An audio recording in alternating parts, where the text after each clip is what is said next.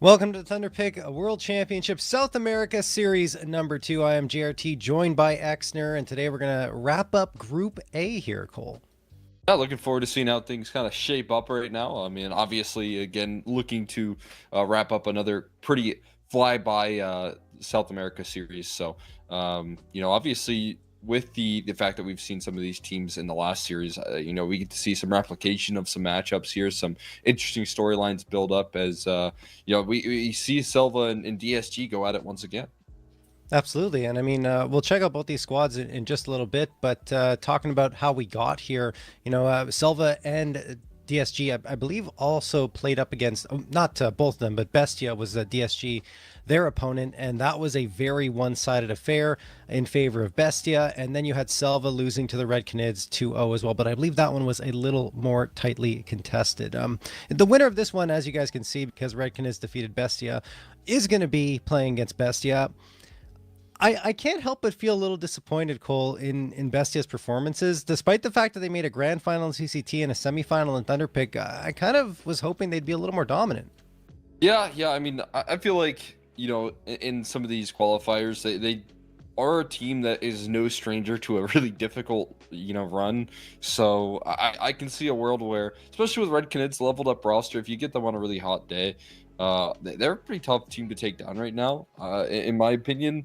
So I can see why Bestia has struggled quite a bit in that matchup. But other than that, they're able to get a 13-0 yesterday versus DSG. I think it's a huge confidence builder, and I still think they'll be a playoff team at the end of today. Just depends on if they can continue to show that here in this decider matchup that they'll play versus the winner that we're casting in this next best of 3. Yeah, I feel like they'll be almost certainly the favorite regardless of who wins here. But let's talk more about this one and dive into the roster here for DSG, because I think this roster it's had its up and downs, Cole. They've had some good success. For example, against the Bounty Hunters, they won there 2-0, won against Imperial 2-0, who won the previous Thunderpick SA Series number 1. So there's a lot of positives here, but they can't help but feel a little discouraged after that Bestia matchup. Yeah. I mean, that's a tough exit. I think it's one of those games where you lost control early, and sometimes you're just never able to regain control. That can kind of happen when you're dealing with some pieces and trying to build systems here. It can be a little bit challenging to hit the ground running like this roster is trying to do. I mean, obviously you have this core, but when you talk about like a player like Barton who's picking up from where he left off in Legacy, there's a little bit of new pieces, and I think they fell victim to that versus a very dominant team that when they're hitting form, it's really tough to capture. They're such a momentum-based team in Bestia that I've seen them, enter into a lot of series as pretty steep underdogs and still impressed because of how momentum-based that team can be. And unfortunately for DSG, they fell on the wrong side of that, right? And I think today they're hoping to bounce back and get another matchup here versus a very tough team. But I think there's a lot better expectations when it comes to when they play up against SELVA here, especially when you talk about the recent history of these two teams playing up against each other in that last series. Yeah, and that was very much in favor of DSG, if I recall correctly. It was a 2-0. You could argue one of the maps was close, but I think both of them were fairly one-sided in favor of DSG. And, Barton, Jota, both key pieces. Urbano was good too. So, everyone performed well, I would say, for DSG in that series. So, all that being said, let's switch gears. Let's talk about SELVA. This is a team formerly solid, now no longer with the organization because they dissolved and no longer exist. So they're trying to pick up the pieces, still stuck with mostly the same roster. But, I think actually there's no changes to this roster. It looks pretty much exactly the same. So there hasn't been much, Cole. Unfortunately for them, it's been 6 losses in a row in terms of BO3s. Yeah, I mean, I think that it is a very kind of low point for this team right now when you talk about the potential. I've always liked the combo. I mean, it's a long-standing one, I think, for like 2 or 3 years now, maybe even longer. Nithon and Destiny have been a kind of combo deal that has been really impressive, and I've always had high hopes for those two players. Still think Nithon can be a little bit more struggles some when it comes to what he can bring to the table with the opping. Even though he's on this new team, even though he's got his role back, I still think it's going to be tough to get back to those days where I think he was playing at his peak. But they definitely need a win here as soon as possible. Otherwise, you're talking about that loss streak continuing without your organization. I think it's really hard to convince eyes to look your way when that is the case.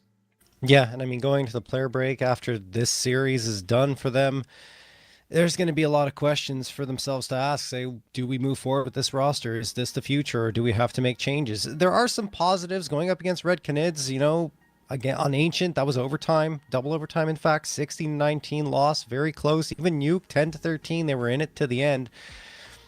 There's positive moments for SELVA, but unfortunately, most of that hasn't been leading to map wins, and that's been the biggest problem. So let's see what the maps are going to be here. I don't know what difference it'll make, honestly, because I think that XW7M or DSG, wherever you call them, should have the edge regardless. But we do get, we don't know who picked what, though. We don't have that information on our screen here. So we gotta get these team logos ASAP. Yeah. Okay, so SELVA's team A, so I assume that means they ban first and pick first, right? So that would make sense that they would pick into Train here in that case, or maybe their team A, and because I would feel like XW7 would be more interested in picking into Train. SELVA have a couple of losses on it. They've had close games on it, but then Nuke gonna be picked out by SELVA, I believe, if I'm not mistaken. That's one of their most played and most picked maps. So I think it might be the inverse, because I don't think they ever pick Nuke, right? Like, are they ever going into it, or is that more of a punish pick against them, right? Oh no. So we just got the info from Prod. It is SELVA picking CT side of Nuke, so that means DSG picked Nuke. Yes, and that then makes more sense. Yeah, you're right. So it was in first. I was right initially. So Train is Yes, picked out. This was quite the tricky veto here, as you guys can see. But yeah, it is reversed from what I just said, where Train is going to be picked out by the side of the SELVA, rather. And then it goes from there. Yes. Train for SELVA, and then over on Nuke is DSG, and then finally with Ancient as the decider. This veto could go either way. It's just that the struggles on Nuke for SELVA have been very pronounced. We did talk about them pushing it to the limit up against Red Canids, but 1-7 over the last 8 times they've played it, 12.5% win percentage. It is just not a pretty picture. Even when they get the first kill, their round win percentage is only 55.1%. So that is a map where we kind of heavily favor DSG, so we understand why the pick is coming through. I mean, look, it's the most played map, on SELVA's side, but it's also the most lost map. So I don't know. It's hard to say if they're going to find the answers that they need on that one. And then you look over at Train, and while it's 0-2 there for SELVA, I think there's a better chance of them finding victory here. That said, if they don't, it's hard to see DSG not getting a 2-0. Yeah, I'm with you right there. I think they're hoping that this initial Train pick, because they have picked it once before in that last series in a very similar vein, trying to maybe even surprise the side of DSG and see if they can catch them off guard. But this team has some discussions to talk about, specifically on their CT side. I think they kind of need to work that out in that short little break that they had in between last series and this one, where they had some time off. You're hoping to see the side of SELVA's CT side of Train get a lot better. That was what cost them in that last series, where they were able to get off to the races and look pretty good in the second half, when you should be able to get some T sides rolling. But unfortunately, that defense still could be a question mark for the SELVA side. And I mean, I think Nuke is obviously going to be a bit of a challenge. That's something that a lot of teams are willing to pick into. I think especially with the side of DSG being good on that map in particular, it feels like they're climbing up a hill again in this series, and that's not a position you want to be in right now. I think it's hard not to be climbing uphill every time when a map that's in your pool, it's not your perma. It could possibly be a perma for you, so it's not going to be easy for them. No questions asked. Let's check out the head-to-head, see which players are going to be the ones to watch here. I'd probably say Urbano. Oh no, okay, really? Okay, so despite Urbano's success, I think he's been really good since Barton joined, but over the last 3 months, I guess it's It's Jota that we're having a look at here. 1.10 rating for him and 79.2 ADR. He has been quite good recently. I shouldn't take anything away from him. And on the side of SELVA, it's Tamate, who's got that 1.03 rating. But again, like, you're looking at a roster that I think you've got 2 players above a rating of 1 and everyone else is below it. I'd say more than Tamate, like you were highlighting before, Cole, it's Nithon that's going to be a key to success here. Yeah, especially on these 2 maps here. I talked about the CT side.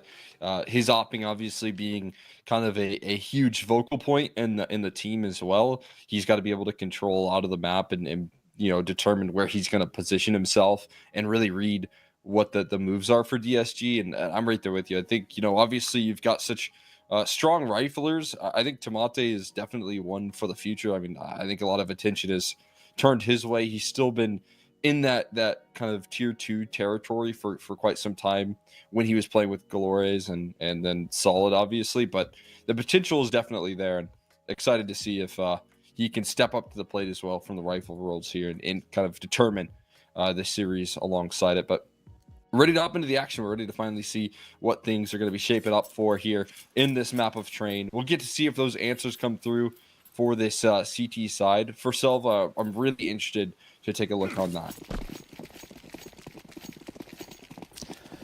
All right, let's jump into it. This is feels like a must-win for SELVA, like we already discussed here on map 1 of Train. See if they can get it. Opening frag goes to Urbano. And now they're trying to storm in towards this A site. SHC is under a lot of pressure. Jota smoked off as well, and SHC can't get anything. Neither can Barton. That is a great take of the A site, but they still have to hang on to it. Urbano gets a response. Now down to a 3v3 post plant. Stuck out with the dualies here, but it's a double up right now. They're rushing on through. Their teammates are low here. It's just Levi with health at the moment. That's going to be a challenge, but another kill coming out of the dual Berrettas here, finding all of the frags right now between the 2 dualies. And Bomb now being stuck. Will they be able to have the coverage here? 1 bullet away from death for a couple of these players, but it's still being stuck right now. Levi pushing the issue, but it might have done enough to offer up the protection as the defuse comes through. Destiny losing out on the round here, hunting down the final kill. But it will be the side of SELVA to strike first here.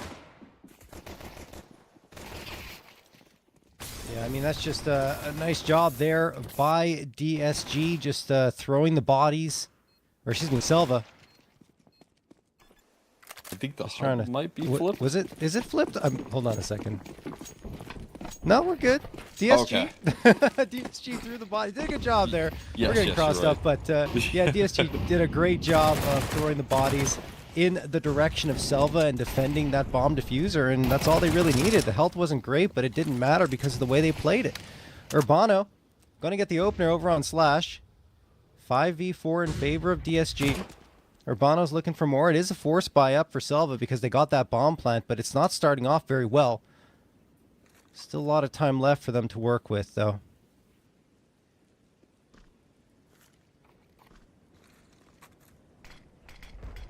That's a good smoke toss. Yeah, perfectly placed. Right there. Keep them nice in that bay for a little while longer. And good isolation on Slash to open things up. Off the back of the flashbang, they're going to run through this. It seems there's a lot of attention turn this way. There's just no utility left for this T side. They're going to have to rely on this pure firepower. Maybe the patience paying off here. It's just a low HP Urbano, but he's scaring them away from moving out. GBB taking down low. Destiny has been able to slide out deep into the sight lines, though, so he's covering off all this space as the whole side of DSG is rotated over. Another kill to Destiny. No resistance yet to be found. Oh, but a no. line up there from Levi, and he finds them all. A bit unfortunate right there. SELVA walk right into the line of Levy. And now it's going to be Destiny here in a clutch. It is doable, though. 1v2. Players looking to join forces now together. These footsteps might be heard from Destiny as well. It looks like he's reacting accordingly. Yeah, Destiny does hear the footsteps, has to win the fights, and cannot, despite getting the headshot onto Barton. It's not enough for the frag. So he falls to 8 HP and then finishes the job towards Destiny. It will be 2-0 for DSG. SELVA doing a good job cracking through to this A site, getting the bomb plants, but that could have been a lot better for them. It's the lineup that Levy gets that really changes the picture of this entire round, because I think Destiny does some great work. He gets one, chases down the second, but right there. It's just unfortunate, honestly. It's not even like they did anything wrong. Just that one player's running in one direction, and then Levy gets the fortunate opportunity to get the lineup and the double headshot. Boy.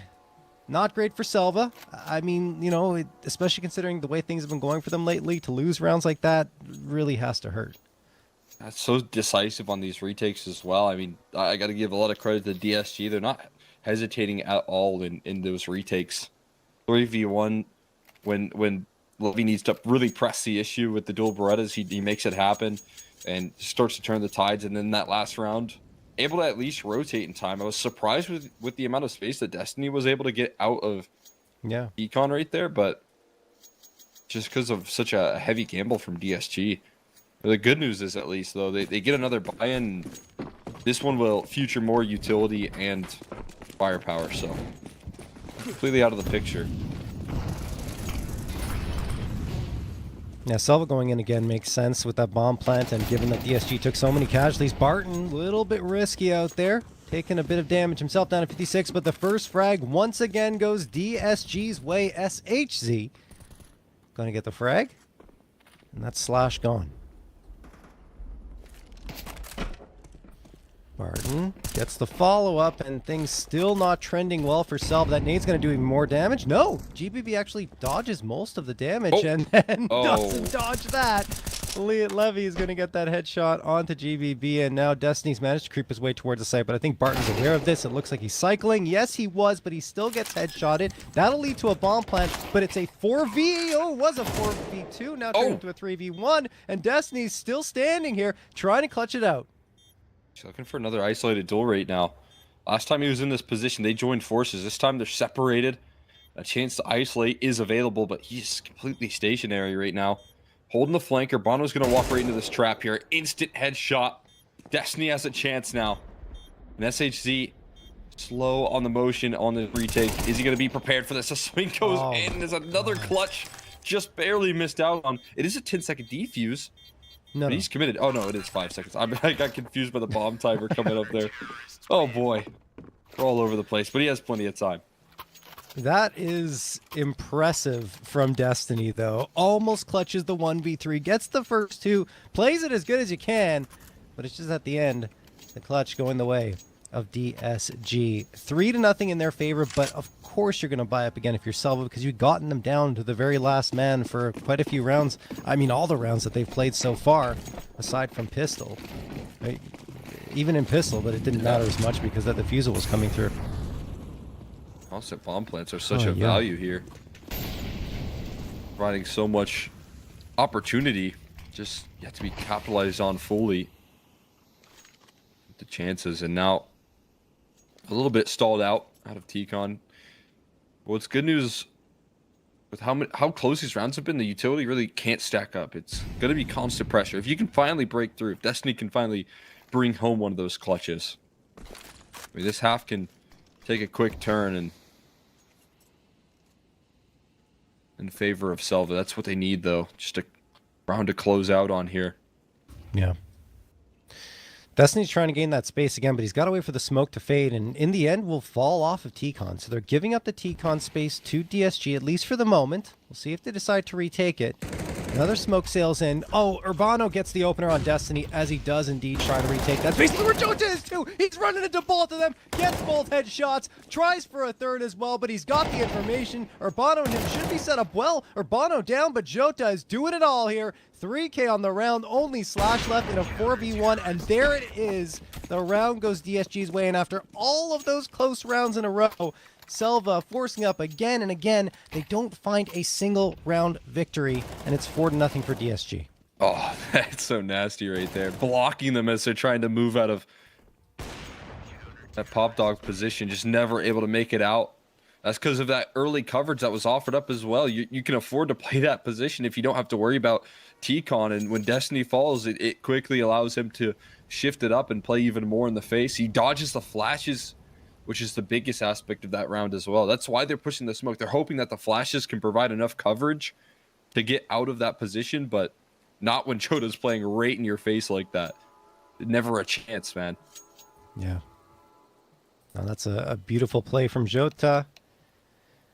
And DSG as a whole, technical pause coming through here. Not sure what the issue might be, but that was something else from DSG after struggling in those first 3 rounds to bring it across the finish line. They get the 4th cleanly, and that means that the force buys have ended for SELVA, especially considering it's the first round. They were unable to get a bomb plant through, and looks like the technical pause is for Slash. Presumably his game needs to be restarted, PC, something along those lines, but he should be back soon, folks. Get him in here quickly.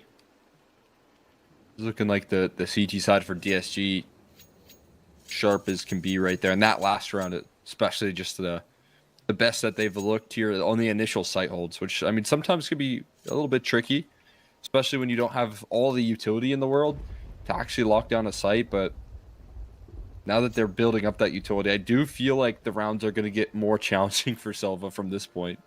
You know, finally 4 alive. It doesn't come down to a clutch. No bomb plant, so you do only have to play up against pistols and a MAC-10. Yeah, that could even amplify the challenge that SELVA are playing up against right now.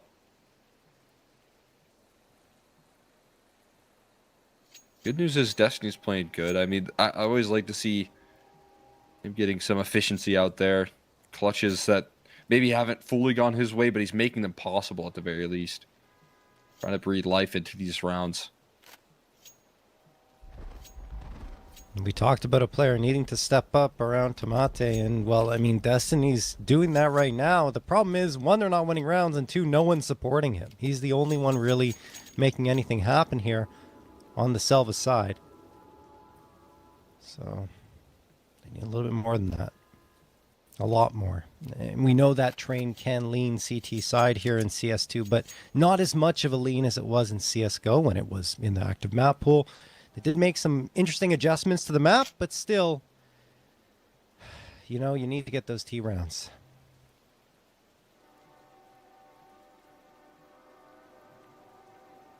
Yeah, I mean, I kind of highlighted coming into this one last time.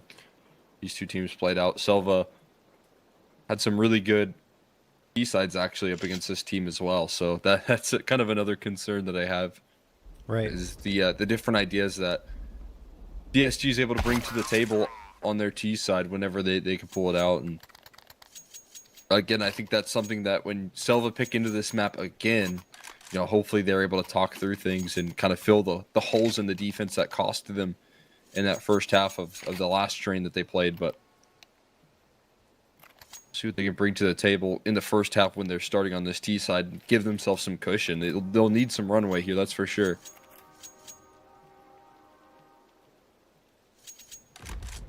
Just need that 1 round to start you off on SELVA's end, whether it be in one like this where it's Tech 9s and a MAC-10 or a full buy. They'll take it one way or another. AKs on the side of DSG, a couple of them available. You got the AWP and the 2 M4s to round out that buy, so it's going to be difficult for SELVA. Would expect a faster play to come through given their buy up, and they're going to send 3 players towards Ivy. Levy's watching, gets the first. Great shot, peeks around for a second, finds it as well.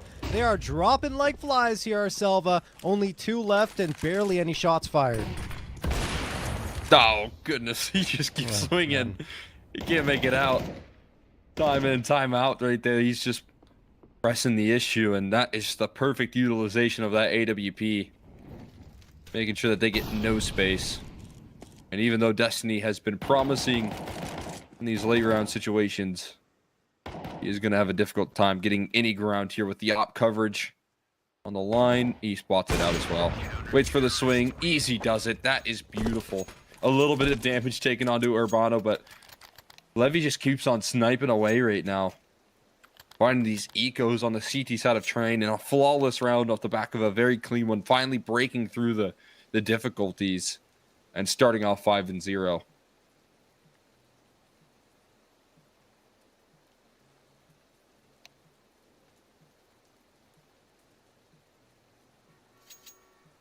Another issue, unfortunately, arising. Unsure where it might lie. We'll give the information to you guys as soon as we have it. But yeah, that's just... Doesn't look like it. We know that it's actually DSG that called for the tech timeout, but it should be resumed shortly. Oh, there we are. We're so back. Short little pause there. Quick breather. We'll get back into the action here once again. Everything looking like it's fine in the server for DSG. Finally got Nithon on an op here as the counterpart to try and deal with Levy and what he's bringing to the table at the moment. DSG in particular finding a lot of success in the opening duels as of so far. We'll see if that remains true. Pull up on the push towards the B side here could catch him by surprise. They're boosting over that smoke, I do believe, on the B side. Yeah, you can see on the map right there, Barton, but he gets plucked out of the perch and a lot of damage on the Jota as well. So there you go. Finally an opening duel going the other end on the side of Selva. That's what they needed desperately. A kill and some change right there. Yeah. So this B side is actually pretty soft. You'd expect reinforcements to arrive, but the opposite's happening. DSG deciding to stack A instead. Could be the right call. We'll see. Slash, for the time being, excuse me, looks like he might be heading in towards this B site. We'll see how Selva deploys the troops. If it's B, you kind of feel like the chances are they will be able to come out with a successful round. If it's A, things will get a little dicier. That said, an adjustment's coming through here for DSG. They got to push through Ivy right now, so they're gathering all the information. That's the big kicker on how they're rotating right now so effectively, and they're just going to beat him to the punch here, especially with that flashbang slightly delaying their press through the lower side here. Another flashbang coming through. It is well placed, but a trade is available and jumping up into Nithon's op. A bit of a fifth movement right there. Jota's low on HP from the very get-go. How far they take this one. Great flashbang. Just forces Chota to pull the trigger, and that is instantly punished right there. So SHZ, you'd imagine on the save formation here pretty soon, looking to play some exits. Yeah, I mean, Selva taking their time going for that execute, right? Which could have cost them with the way things were going down with that IV push and all the information that was gained by DSG on that flank. But at the same time, even though the reinforcements arrived for DSG towards the B site, they still were shorthanded. Jota was low in HP, and they only got one in that opening duel. Afterwards, it was all Selva. So well done for Selva, getting a convincing first round on the board. Now they're going to have to follow it up with another because it will be a full buy-up once more on the side of DSG. See this replay here. Yeah, they just had a really tough time assembling that boost, I feel like, but ended up being worse for wear on the end. I thought maybe they'd catch the jump on them right there, but just a little too clunky inside the smoke. And that opens up not only a pick, but also just so much rotation in the map. I do like the idea, though, if DSG are losing players, for them to gather map control. Just Selva making the right direction, the right call to get back on track. This time around, been able to avoid a lot of that early damage, but this time another opening pick coming through from the Opper's hands. In and out there, very quickly vanishes and plucks Tomate out of the server. Yeah, it's a really nice shot to come through on Levy's side. Molotov going to get tossed into Pop Dog. Barton's waiting here at the B side. I thought that Selva were just going to go straight into B once more, but they decided to try to deviate themselves in towards A. It didn't work at the time, so now they're going to head back towards this B side. But this time around, Jota, along with Levy, are waiting patiently, and oh man, Levy, the timing actually backs off the angle, but Barton should have one for free here. He does. GBB's gone. Won't force the issue, which is intelligent. Don't want to get too far up, and then Levy hits the shot onto Destiny. 4v2 in favor of DSG. Looks like another round is going to go their way. Barton completely overlooked by Slash, and this round's done. Just way too much resistance on that B side. You know, you get that push going through solo from the side of Barton right there, and he completely catches one off guard. Jota's there. You trade him out, and yeah, it's not necessarily the same player that pushed up, but it is just so frustrating right there to meet that amount of resistance on the B side. That's a good exit from Nithon. Seconds left here. They are kind of boxing him in somewhat, but I think he should find some safety in T-Con. Should be all good. Yeah, we'll hold on to his AWP for another round, fighting for 2 kills out of it, but defense there, especially when Levy gets this opening duel right here, determines it, finds the first pick, goes for seconds, in fact. And what's so impressive is that is not a stagnant defense in the 4v5. They continue to press the issue, try and find more ways to open up the round, and that just creates more frustration right there when you can't even get your executes off because they're in your face like that. Well, at the very least, SELVA can get another buy for themselves here, but it kind of feels like time's running out for them on their T side if they don't find another victory soon. Urbano gets that incendiary thrown in towards Pop Dog. Barton gonna smoke off the Molotov that was thrown. And now we wait again. SELVA leaving one lurking behind. That's Destiny.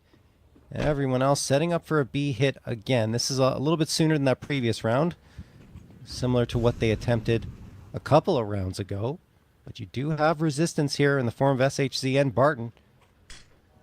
SHZ watching and waiting. There's that Molotov that'll force him out of position, but Barton's still there. A little isolated now, but still managed to get one and the second, the third too. That is completely insane from Barton. Nithon gets only one. 4v2 in favor of DSG, but what a play from Barton. Yeah, I mean, you just got to be able to trade him out, right? That's what it has to be. 3 players challenge him, everyone falls. That's the sort of anchoring right there. Why Barton can be so trusted when he's in the danger zone here. Destiny trying to pull him out of this hole, but not going to happen on the lurk. Nithon, another 30-second save for him. As he watches the score get a little bit more steep right there. 3 players challenging up against a rifle in such a thin line. I mean, he's in between a tanker right there. He still walks away with 3 kills. That is so impressive.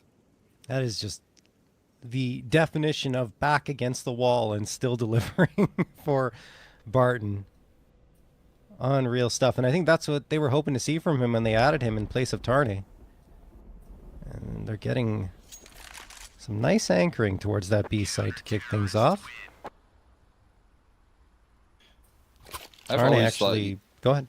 I've always thought he was a great player, right? I mean, we've probably watched him a lot in our time casting when he was in NA with Legacy, and you know, even before that for quite some time as well. Yeah, with Team 1, and so he's always shown what he's capable of. Loved when Legacy added him on board right there.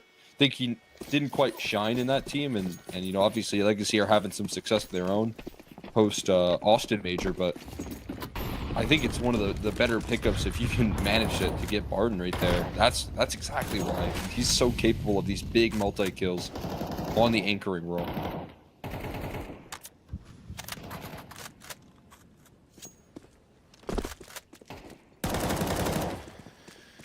Scoreline gets ever steeper here for SELVA. Loss bonus is at 3,400, so they are able to force up here around that AWP. That Nithon's getting away with it, but the problem is they need to find these rounds. I feel like a broken record, but it's true. Barton, another important frag, but one player gets past him, so you won't expect a fight to come through. But before that, he still gets Tomate. They have to time that better on the SELVA side and wait for the flank to come through. Instead, it's a man disadvantage when it should be a 4v4 as this bomb gets planted. Yeah, this is huge from Slash, though. I mean, he's entrenched right now in this retake effort. I mean, getting past the first phase on this retake is going to be an immense challenge here, but that's going to help it out as now they seem aware of this deep positioning. Levi going to get pulled on here eventually. Slash is still in the danger zone. A couple of different flanks coming through, and he gets bested. Nithon left, last man standing, 1v3. Doesn't bait out the first shot, but eventually that flank comes through from Jota. They're so patient on this retake here. And it's going to be close. Just about enough time as he captures that defuse, but another successful round right there. I mean, how does Barton get 2? I mean, that feels impossible. Yeah. I mean, well, you saw what should happen in a situation where you've got a player flanking in at the end for DSG when, you know, they were trying to bait Nithon's attention towards CT, and then the flank comes in and it's free. But before that, SELVA decided to send in Tomate when he shouldn't have gone in. They should have waited for the flank to come through. It would have been a free frag onto Barton and a much stronger post-plant setup. Not guaranteeing that they would win the round, but still it gives them a much better percentage chance at finding it. Instead, they stare down at another round loss, 8-1 in favor of DSG. So we just got a quick match medic. I think we had a disconnection, but it's all good now. SELVA are struggling. The continuation here as well, right? You really want to get back on track when it comes down to this team, this unit of players here. You want to get some wins underneath your belt. I mean, you know, in theory, this is a time where you can kind of structure and build your roster together, but they've spent the offseason entering into a little bit of turmoil in terms of the losses. Now, still getting those reps and still trying to capture some victory here with this team, but bring off 8-1 in an elimination matchup is such a scary prospect, and you can see some of those struggles. I mean, you mentioned the inability of really locking down Barton without sacrificing too many players. I think he played it incredibly well, to be fair to him, but there was an option there where, you know, you can kind of avoid the bigger problem of that multi-kill flaring up, right? And those small details can really create a lot of holes in the way that you communicate and show your face as a team here entirely.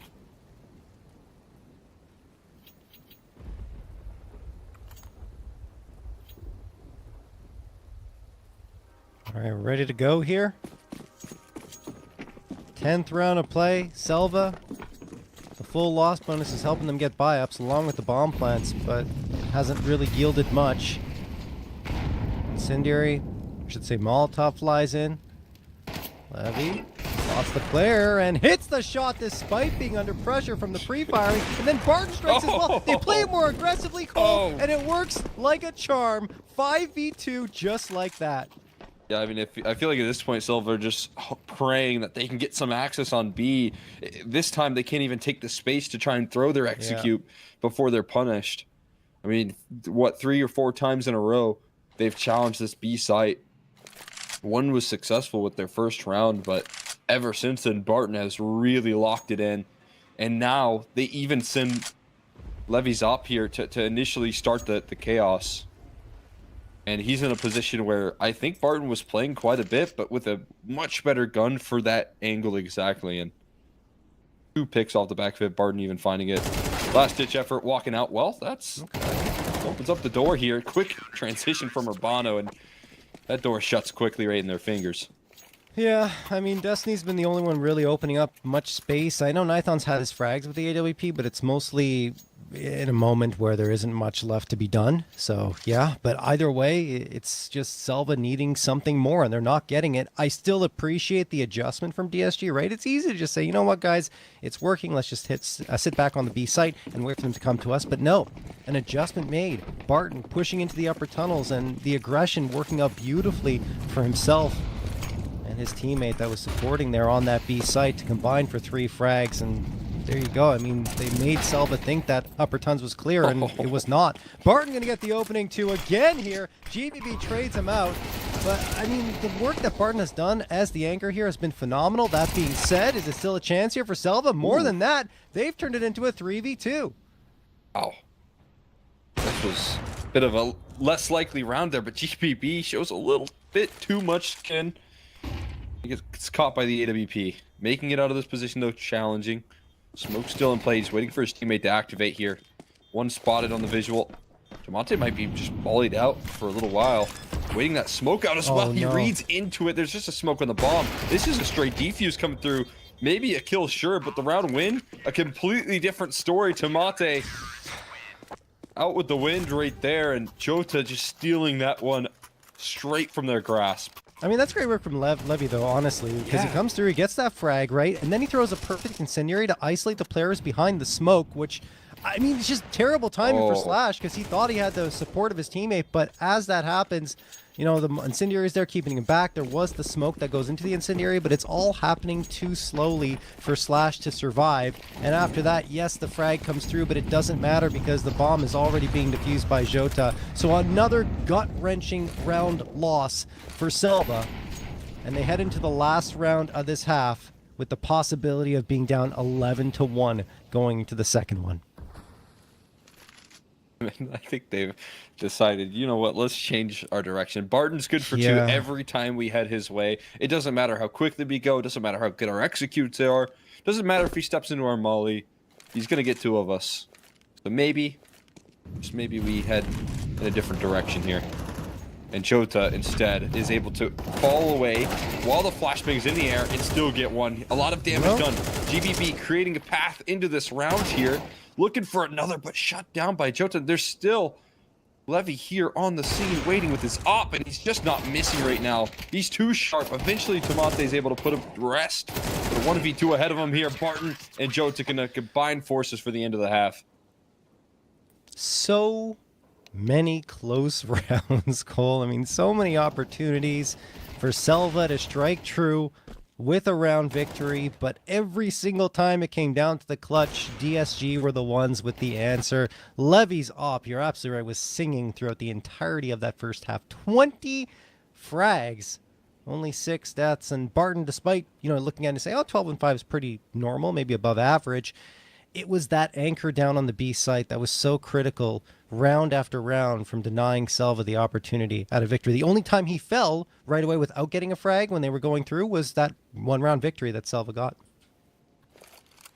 Yeah, I feel like that was more of a... even still, I thought that that boost had the jump on them. I thought it was a good idea. Just ended up kind of being a miss in execution, right? So just a really well put together half from Barton and Levy when he needed to be there as well. I mean, those are some of the points when we talk about strong riflers that need to be able to, you know, do their job. Barton did it, and then opping on the CT side of Train, reading into where the defense or where the offense is kind of heading in the opening stages of those rounds. Levy was there, you know, at least six or seven of the rounds right there coming through from Selva. So really well played.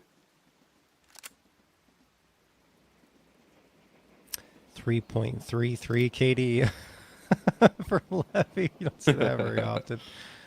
All right, well, it all starts with one round if you're Selva. Let's see if it's going to be this one.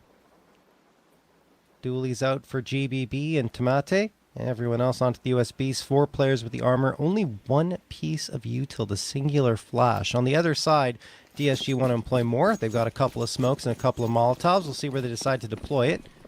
Levy heading in towards B, and so are 2 other players on his side. So we'll see if this ends up being a B hit. There's a great flash thrown by Selva, which yields 1 frag. If it's only 1, it's bad, and it is only 1. Urbano comes through huge, gets GBB and Tomate, likely cycles Selva over to the B side as well with those 2 frags coming through. But wait a second. They're going pretty fast, and I think actually Selva has the read, but Nithon misses all of his shots. SHG takes care of him, and Jota finds destiny. It doesn't matter if they're in the right place, Cole. It's all going the way of DSG. Now this second half, it looks like the shots are falling apart. Are they hunting this kill? They are. And Jota just swings for the fences. Nothing to lose at this point. Just go and get yours. DSG now on 11 opportunities at closing this thing out, and I don't think they'll need to take all of those at this point. Look at the punishment from Urbano. These are tough shots off the back of the flashbang that looks like it's well put together, but that is just instant punishment. A 2-for-1 trade when, like you said, just couldn't afford for that to be the case. These timeouts, I don't know if it's just BM coming through from DSG or not, because you're calling a timeout at the beginning of the half and then another one after winning that round, being up 12-1. Sometimes it can be tricky to close out these games when you know you're so close and it's such an easy game, and you want to make sure it stays that way, right? I think that's kind of the big point. I'm trying to remember, because I casted DSG a little bit on their T side, and they've had some pretty dry streaks when it comes down to like being able to get T-side rounds here and there. Don't think that'll be the case in this situation, but 13-1 is just such a breeze of a game. Indeed it is. And looking at the buy-up here, it is not pretty for Selva. 3 pistols, an MP9, and a scout on their side. 11 opportunities to close out this map, but certainly they only want to need 1. 39 on the clock. There's that nade sailing in towards T-Con. Selva, wisely, I would say, playing aggressively into this position with those 5.7s because you can get some nice insta headshots if you're up close and personal. And DSG expecting some aggression are just playing a little defaulty right now, waiting for the fights to come to them. There's a nade that sails into T-Con. But DSG slowly but surely working their way in towards the B site, it seems. Bomb still hasn't arrived there yet, though. They're playing this one very careful. Yeah. We saw this early spelling of utility come out from DSG that hinted at them being a little bit quicker, but that's what they're hunting for right there, is these smokes to eventually to fade and for them to be able to take this space. Now, fortunately, there is an extra smoke in play. Another one put on display right there, and Slash is able to survive because of it. But they're taking some flack here on the other end of the server as well. You got Tomate on 2 HP. You've got them slowly working their way through this Ivy position as well. SHZ tagged down by the scalp, but not taken down as low as they might have hoped. And GBB is playing confident like he is lower. Yeah, that's unfortunate. And there come the frags now. Trades back and forth. Not going to be good for Selva, but they do get one back. Destiny onto Levy. Thing is, HP bars are pretty low across the board for Selva. Not going to be an easy task for them, but Destiny's still making it work here. And he gets the last 2! 4K on the round. They stay alive. All right. So. What? I kind of hinted right there that DSG... They can show some dry spells right there. I didn't think this was going to be the case. Obviously, still a whole lot to climb through from Selva, but how much damage can you do here? How much, frustration can you cause is the big question right there. Destiny with a monumental round. Finally being able to capture the potential that we looked at in that first half with those near-miss clutches.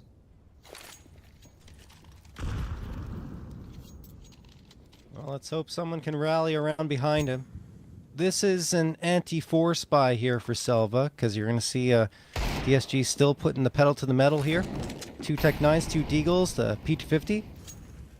Trying to draw out some util here before they go for their execute. There's an Incendiary out for Tomate, likely to smoke afterwards, but no, Tomate thinks better of it and says, okay, I'm going to hang on to that until I'm sure they're coming in this direction. With all that util being tossed, well, you can be no more sure than that. Tomate, completely blinded, ends up going down to Jota.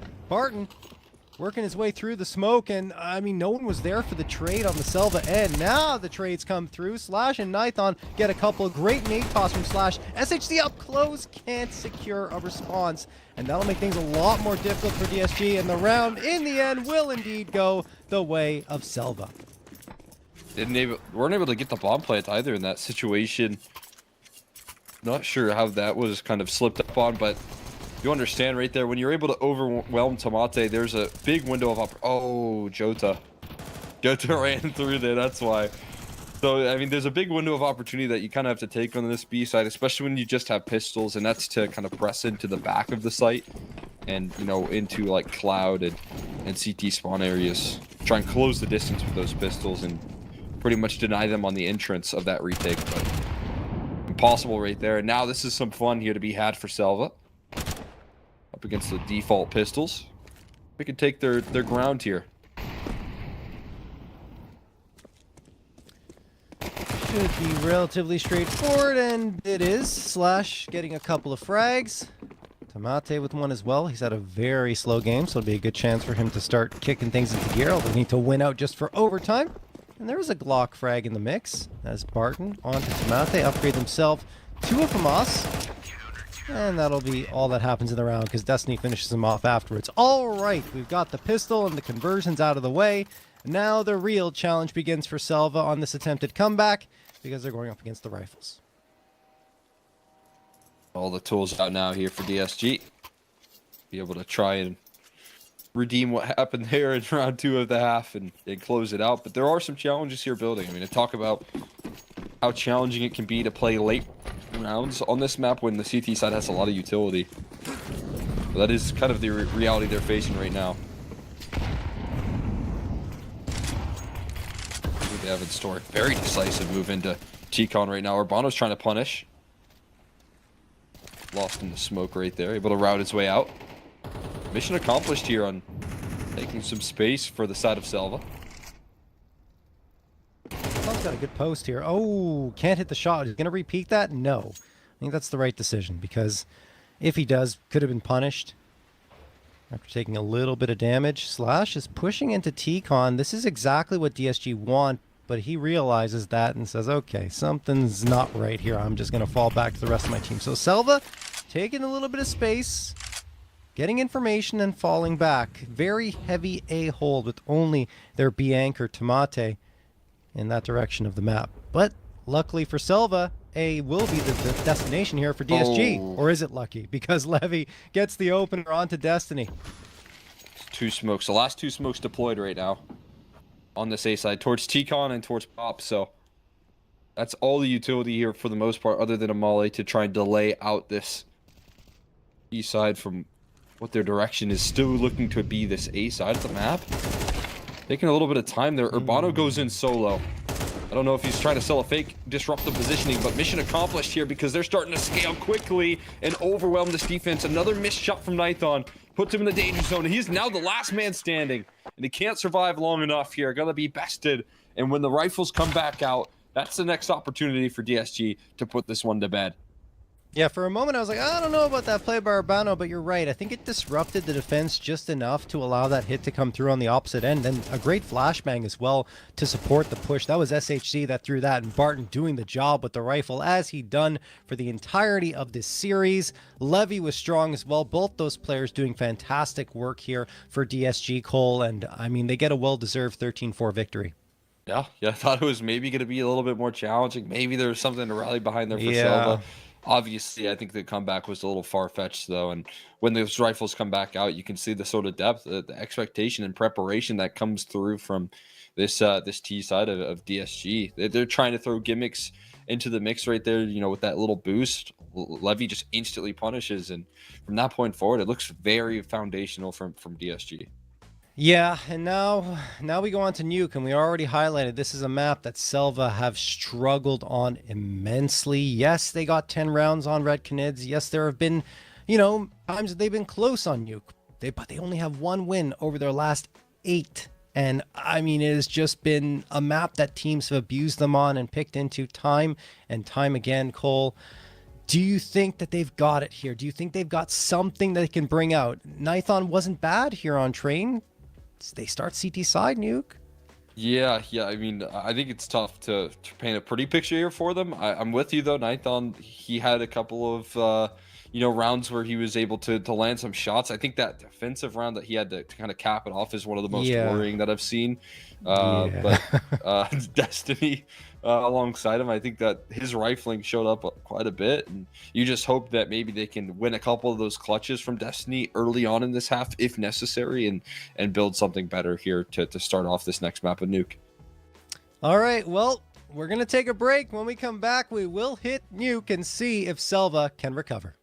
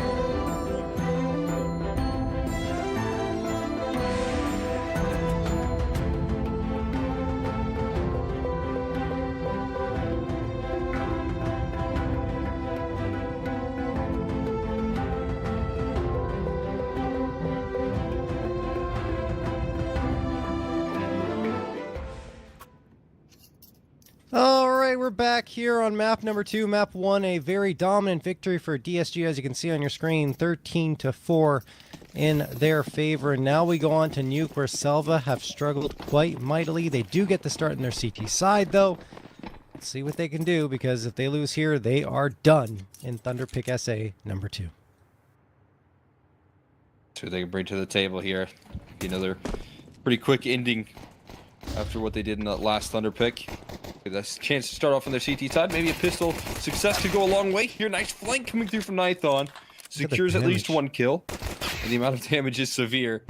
It's maybe just a last-ditch effort for a bomb play, which I think actually Levy might be able to secure. We'll see how much more he can make of this, because there's 2 players low on HP. Have to isolate these fights some way, but 1v4 not completely out of the picture here. There's not a lot of room to escape, and he's out in the open. Ooh. 2 heads pop, but he eventually is one of them. And so it will be a win for SELVA in the end. One of those a TK too. I mean, look, yeah. I like the idea, right, of closing the door, making them think that you went behind the door for cover, so you get the element of surprise. But it's still 4 players on the other end. Even if a couple of them are low on HP, it's a difficult ask. Still, he gets the bomb plant, builds up the money here for DSG, and allows for a 4 spy to come through. Not too shabby in a pistol round that went very heavily the way of SELVA. That impressive secure right there when it comes to the fundamentals that they bring to the table from the very get-go, right? I think really well structured round from the start, but see if they can continue that now that they're up against the big 4 spot. Trying to answer the call here.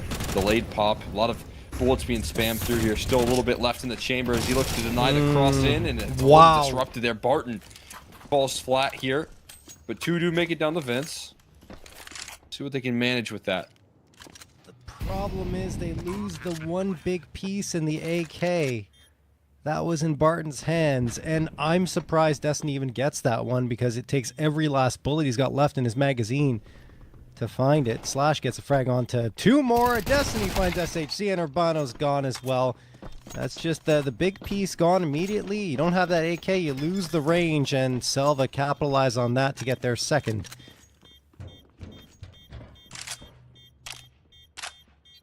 I'm surprised that they're able to survive with 5 alive. Like you said, though, Barton sent into the woodwork right there, hoping that he could capture that opening pick. What looks good from SELVA is that felt like they knew exactly what was coming through. The way that they dodged that flashbang, play so carefully around that utility, and the smoke is phenomenal work. And I look to structure another 4 spy. I mean, there's 0 kills in that last round, so back-to-back 4 spies, it might be a tough call. Joda actually tosses over a hero rifle to Barton. Give it a go. Try it again. See what he can do to try and open up this round. Walk through the smoke. Yeah, looks like they want to go through. Tomate's on the other end, but he's alone. If he gets traded easily, not even traded, he just goes down for free, and then Barton finds a second onto Nython through the wall in the end. And that is what DSG were hoping to do in the previous round towards the A site. Levy gets GBB. It is all falling apart for SELVA, and Destiny gets run down by Urbano's Tech 9. Slash, last one standing, and dead. Oh, executed by Jota's Deagle, and all 5 survive for DSG. Oh my god. That is terrifying right there. I mean, it just shows a display of confidence. That's tough to anticipate right there. Walking through that smoke, especially after Barton did it 1 round ago and got punished for it. Right. Running it back, though, does phenomenal damage. Finished off by the Deagle that comes on through there. And then taking initiative on the trade right there. It is so decisive from DSG. And that is a huge gut punch of a round.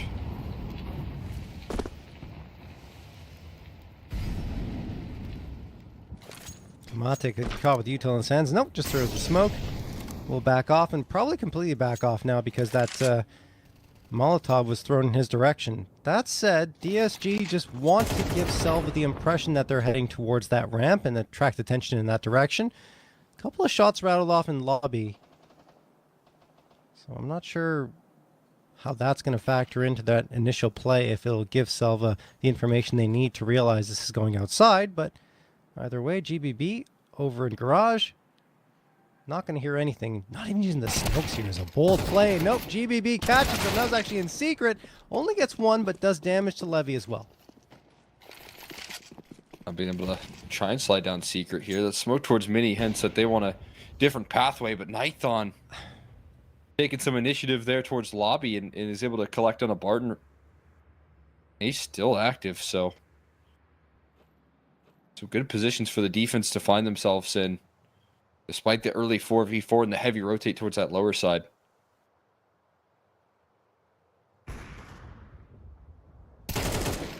Nice shot from SHZ on to Slash. Heaven has been given up, and that could be the A site taken here for DSG. Big miss from Nithon. Oh no, indeed. At least for Nithon. Levy finds that immediate frag and punish. Destiny pops up and gets two, but SHZ trades him out. Now in a 1v1 up against Tamate.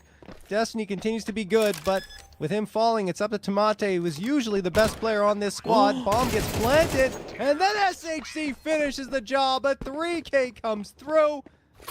And that is, again, a round where it felt like Selva had the right idea. I was going to criticize DSG, Cole, for doubling back so many times, but eventually it works out for them. Yeah, there's so many, I feel like, gifts given right here in this fight. But Yeah. trades coming through from SHC, and that smoke push, a lot of attention, I think, on the Vince right there. Creates a lot of chaos, but then the clutch coming down to SHZ. And he plans for the perfect position, even gets Tamate to run and reveal himself on the flank. And when that happens, I mean, the advantage switches. You're now the one with the element of surprise. And it's just more kind of disappointment in the clutch department here from Selva. And I don't know how much more heartbreak this team can take. Hero moments for them just feel like they are always so close but never capitalized.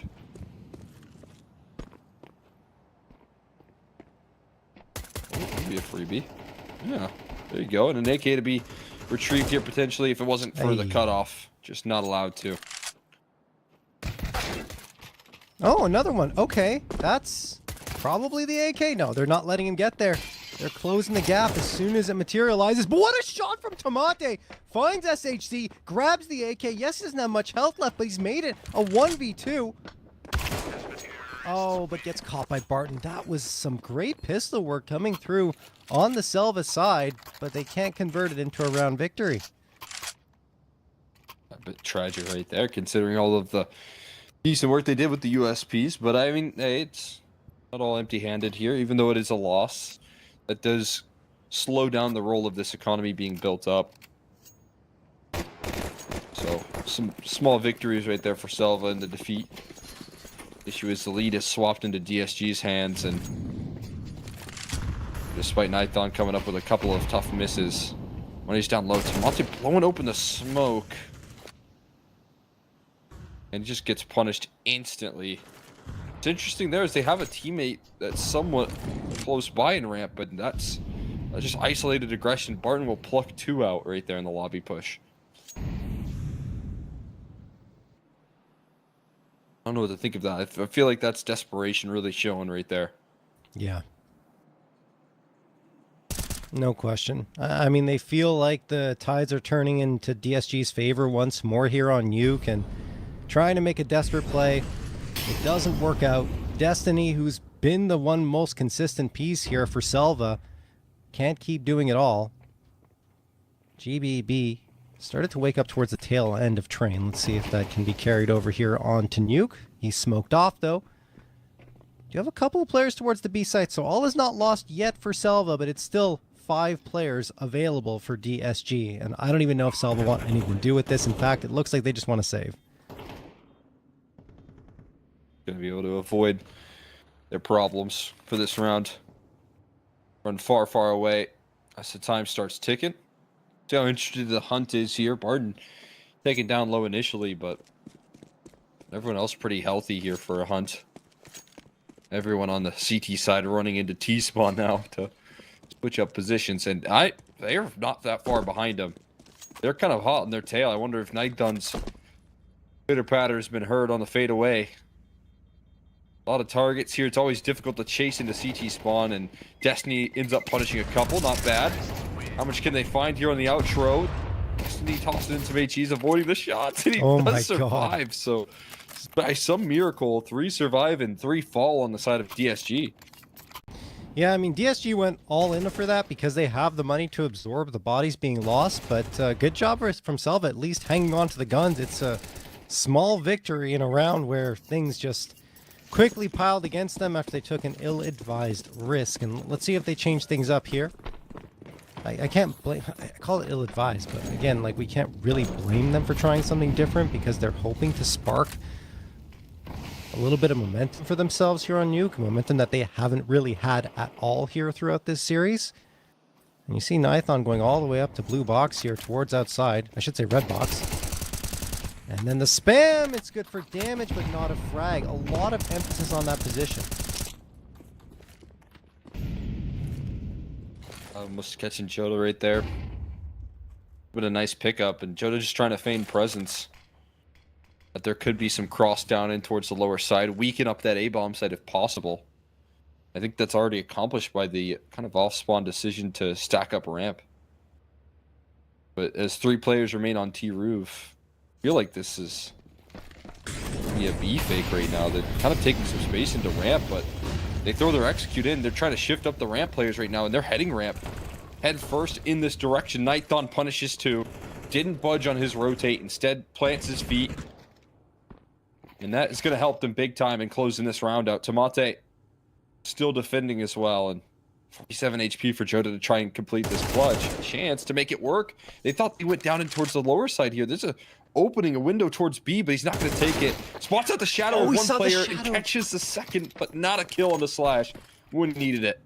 Oh, he knew they were both there. Yeah. Oh my goodness. What an effort from Jota. Almost clutches it out. But SELVA do indeed convert a third. And it's great work from Nithon in particular, anchoring down there towards ramp room. Tamate supporting well. And look at this. I mean, you couldn't ask for more in a 1v2, but Jota just can't hit the shots. Doesn't have the health to absorb that battle. And it will be SELVA getting a third. Let's see if they can find a follow-up, though. And it was an expensive round for them. Let's not forget, looking at their economy, it is not healthy by any means.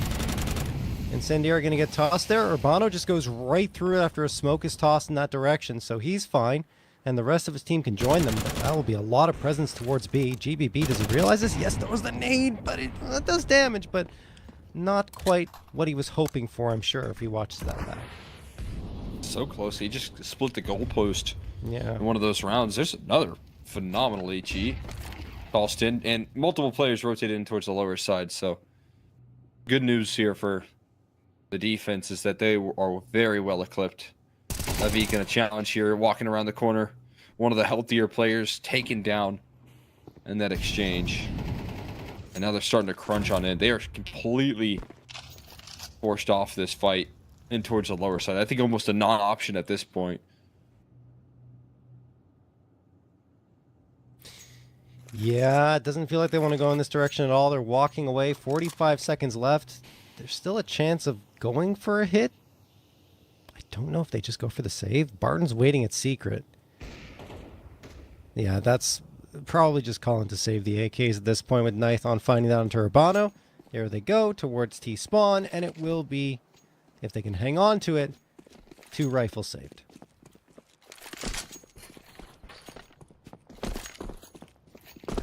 Play hands forced here. Ball back here into safety. SELVA just rotating perfectly in that round to keep that T side away from getting down towards lower, getting a good execute off, getting their utility out. And the little chip damage that came through from the first HE is amplified by the second. That one was over before it could really lift off. Those are the sort of rounds that you need to bring to the table here for SELVA more often. Good rotates on the map here for Nithon and effective utility used to open up the round. If you want to try and close the gap here with the firepower that DSG are bringing to the table, that's how you got to do it.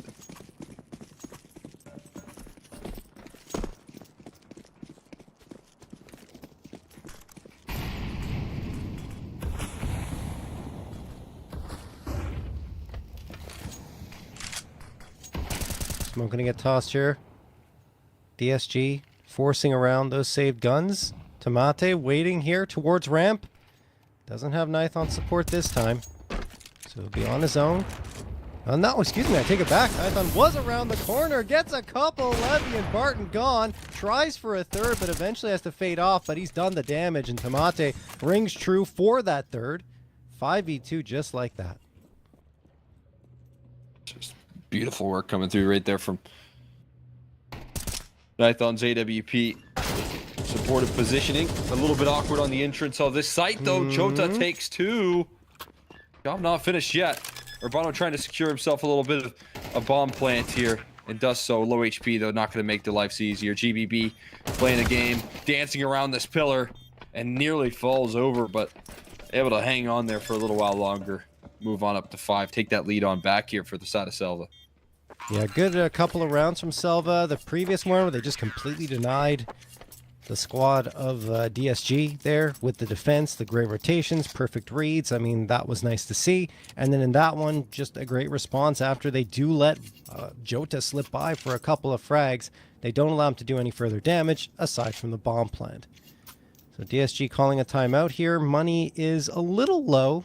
A half buy is probably the best decision as they talk things over.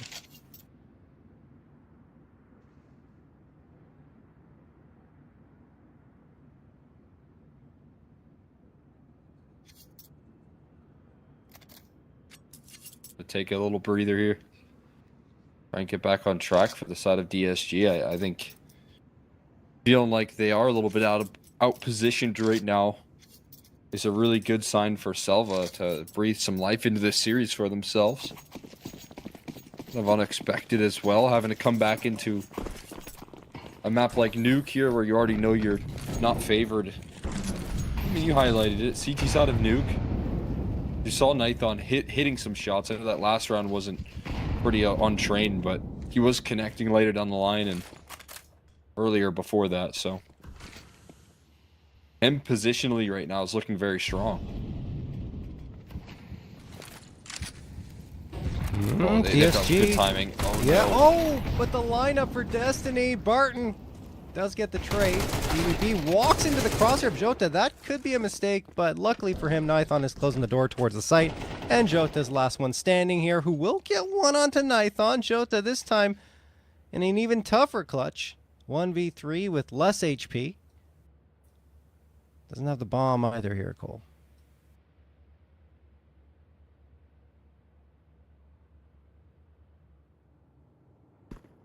Quite a difficulty. DT's just huddled on top of that. Just too low. Gonna take that first fight up against Tamate. And that's gonna be his end. Yeah. Easy does it right there. Get down quickly. A little bit of damage done for sure, but at this point we're heading in towards the tail end of the half. You're just looking to try and get a little bit more runway on this T side and hop into a defense and try and shut things down.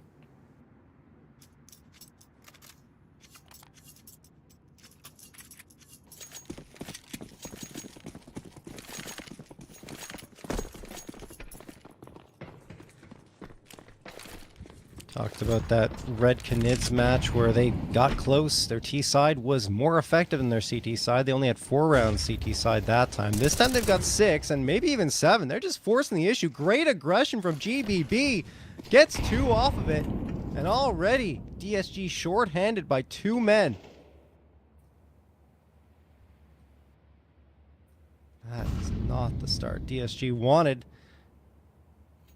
And it's great to see some life coming through from Selva. Ooh, the flick doesn't hit, though, for Nithon. A couple of players drop, but GBB, who's been a bit of a revelation for them on these last few rounds, gets a 3K, and that will be the shutdown for Selva. A huge statement right there. Starting things off like that, catching one by surprise for GBB. The other with utility out, not allowing for them to get the first foundation of their execute on off towards that outer yard and start to separate the defense. Can't get past phase 1 of that game plan right there. 7 rounds. Selva look much more revitalized here. Everyone really getting involved. GBB was, what, at this point, 0-11 or something like that. That's a tough peak right there from Jota. This started off. Huge kill right there rolling on out, but he is traded. Tomate catches him, and there's a rotate already down towards the slower side. GBB in the perfect spot, but only gets one. That means the numbers remain even to the advantage of DSG. Look where Barton is too. He's lurking on the periphery here. Could catch Tomate for free, as Tomate has no idea that Barton could be there. Now he looks back. Destiny mollied off. Tomate quickly realizing that, okay, yes, that could be a possibility, and that's a great heads-up play from him. That said, a trade again, this time SHZ delivering. In fact, he's gotten both trades. Destiny and Slash now have to come back in here to try and close out a dominant first half. Would be 8-4, but DSG want that fifth. They're fighting for it. They're hungry. Bomb ticking away now. Incendiary sails through. SHG staring towards the door, hoping that Slash walks into his crosshair. He does, but Slash just baiting attention. His teammate going to come through here. Great flashbang throw, but SHG, what a flick, and Levy, watching the other door intently, drops Destiny. That'll do it. A fifth secured for DSG. It's just such quick reactions right there, and the crosshair placement looking phenomenal from SHZ. Being able to save them an extra round with some of the impact. Not the first time he's done that in this half either, where he's able to step up to the plate in a big way with another 3K. He did it in that clutch denial versus Tomate when he shut him down. So different players now stepping up here for that T side and brings through a 5-7 half. I think that's one that you can definitely be happy about for SELVA in terms of how you played it. I was much more inspired than what we got out of Train. But now they're going to have to translate that into their T side here of Nuke. Yeah, and I mean, despite the T-side success against Red Canids, it's still overall kind of poor for SELVA in terms of performance. I think they're below 40% win percentage on both sides of the map. Whereas you look at the other side, for DSG, they've won 55% of their CT rounds and only 39% of their T rounds. So that's actually... You look at the scoreline, you say, okay, it's good for SELVA, but they've still got a lot of work to do here.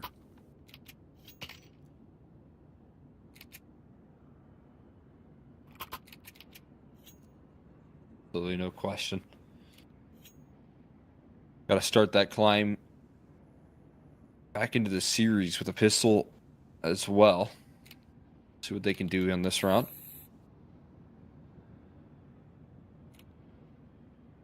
Do got a bit of a tech before we get there.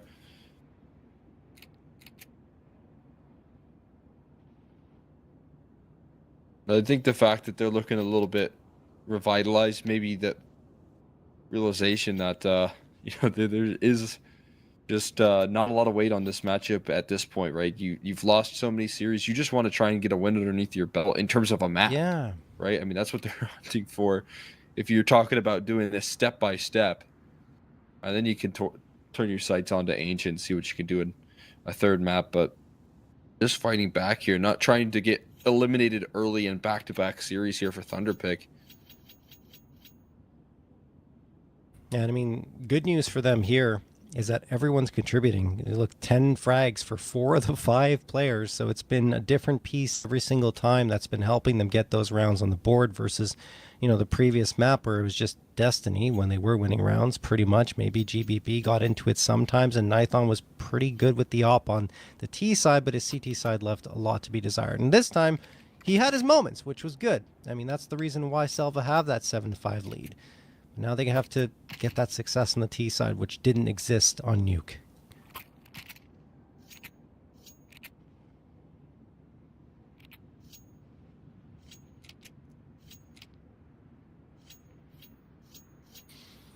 All right, tech's over. Time to get started.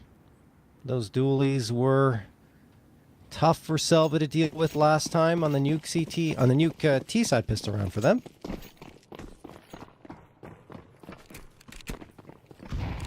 What'll happen now? They're trying to go for a blitz towards A. So far, so good. GBB the opener. Jota gets one back, but he's losing bodies around him. Man advantage gain for SELVA. Now a 2-man edge. Levy hoping to connect with at least one scalp here before the bomb gets planted. And it's all up to him, in fact. And he falls. Very decisive pistol coming through from SELVA. That's exactly what they're hunting for right there. Decisive in nature. Being able to claim early on in this round that site control and then landed some shots to make sure that there's no retake potential.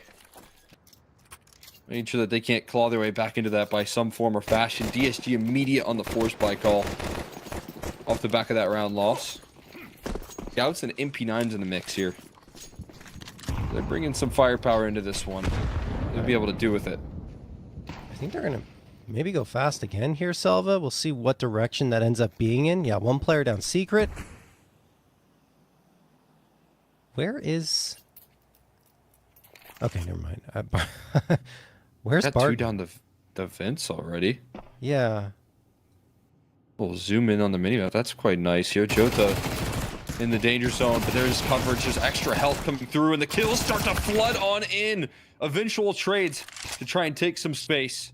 Nython providing some security as Tomate lurks his way out and towards this A side, calling for his teammate to join forces here. But Levi's got it cut off right now inside of heaven. So stuck right now is Nython.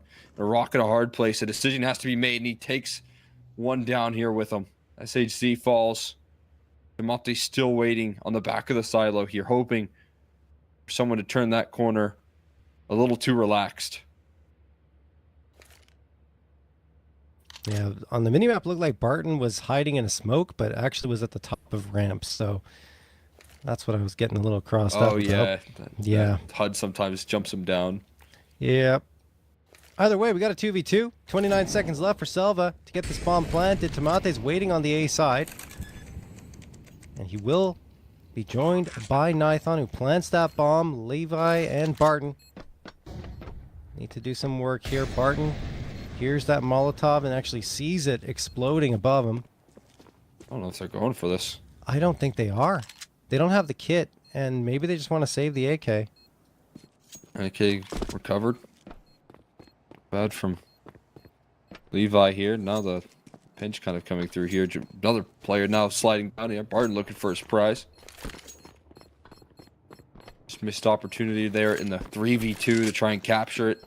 Nython keeping his attention turned every which way. I mean, he is certainly re-inspired. A little bit of faith here in the Selva camp, and some one step closer with a round like that that needed to be recovered. Great work from Selva. Opening 2 rounds go their way. Couple of guns saved over by DSG, though, and it didn't look good at the beginning here, right? Urbana gets 2, Jota with 1, but the recovery from Nython was swift. Helped keep his team in the round. And that 2v2 ended up just not really mattering in terms of the manpower because DSG decided to go for the save. Guns were just superior. No kit was available for DSG, and they just decide that it's better to keep what they've got. Not much of an investment around those 2 rifles, though. Do you have 3 on body armor? Certainly could be enough. Ooh, Levy, did he spot the player? He does. He's going to get that frag. Yes, he does. Still finds it through the smoke. Good tracking on Levy's end. 5v4 in favor of DSG. Now Selva's trying to ramp up the speed, and it will lead to 1 frag. Urbano eventually falls. Down to even numbers. Levy waiting with the AK in a perfect spot to punish. Jota is going to slip into the timing. Right? Yes, he's going to get the headshot onto Slash. And then Levy activates. It will be Levy getting the last one as well. Great work here coming through from DSG. And a heart-wrenching round loss from Selva. Looking at their money, it's not great. No, that's not something they could afford right there. It's such a valuable save as well. I mean, I thought maybe it was playing a little safe, going for the 2v2 save call instantly, but yeah, when you're able to bounce back with an AK in hand in the very next round, I think it's such a smart decision in the end. Obviously, hindsight 2020, looking at the result that he brings to the table, he's been playing so good with whatever tool he's been given that makes it happen there with the 3K for his squad. And as you said, I mean, you put it right there. Just heart-wrenching again for Selva. When they pick up some steam, I feel like there's just something that can so quickly shut them down. I mean, momentum was definitely trending in their favor after that first half and the way this second one started. But that's one of those rounds where, you know, DSG didn't invest much. They built up their economy instantly. Almost all the frags go their way. I mean, you see the bank counts of Jota, Barton, and Levy getting very healthy. And on the other side, you have two options. You either go for an eco and you wait for the next round to start, or you force up, see what happens. And with minimal loss bonus coming through, they decided the force buy is the better call, even though it only yields to one rifle, a Galil, and they've got the Scout, a MAC-10, two Tech 9s. Playing slowly here. Nithon connects for an opening frag onto Levy. That will help. They're about to gain some space towards outside as well. Problem is they need to use these two smokes if they want to get down secret cleanly.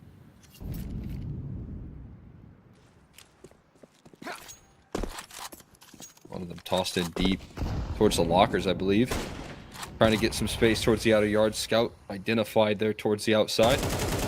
But caught side turn. They're trying to set his focus towards secret instead. And another player taken down devastatingly low.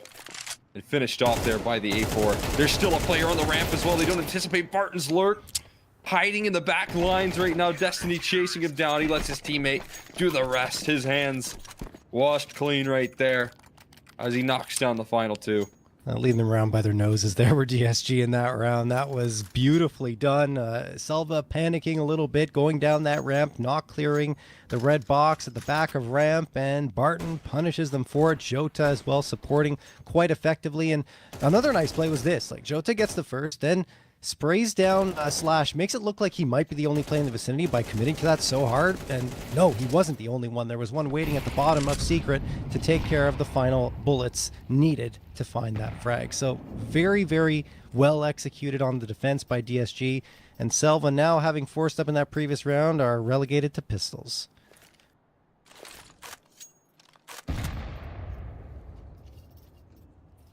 Jeez. Nice toss from Urbano. Tomate down to half health. Jota's waiting to punish further. Missed the jump. Try again. Yeah, second time. There, much better. Just got to be a lot of fights towards the outer yard, hoping that the Deagle can make something happen. There you go. It's actually a little bit of help from the Glock that finishes the job. How many kills can they gather here? That's the Deagle falling, so I don't think much more after that will be mopped up very quickly. A single casualty, something that DSG can definitely afford, and quickly affording a comeback here for themselves while they're at it. Yeah, just the little details there from DSG. They realize that they lost one to the pistols, and they create the space, right? You don't want to be up close against Glock, so you want to be as far back as possible and use the range of your rifles to your advantage. And you see, I think it was SHZ backing off into garage all the way to the back of it so that he gets as much of a gap between himself and those pistols that are charging forth as possible, and then they just have zero impact afterwards. So very well done from DSG as they're now within one of tying things up. Here come the AKs for Selva. Util, not great. They've already deployed a lot of it. We've only got a couple of smokes and mollies left here. Some flashbangs in the mix too, but I mean, they're going to have to make sure they deploy these effectively and efficiently, because if not, they could be done. They do have that wall of smoke set up. Spam goes through from Urbano. Trying to get down to secret, and it looks like they will. No one guarding the secret entrance this time for DSG. So that's good space gain, but damage taken by GBB on the tail end of that entrance into secret.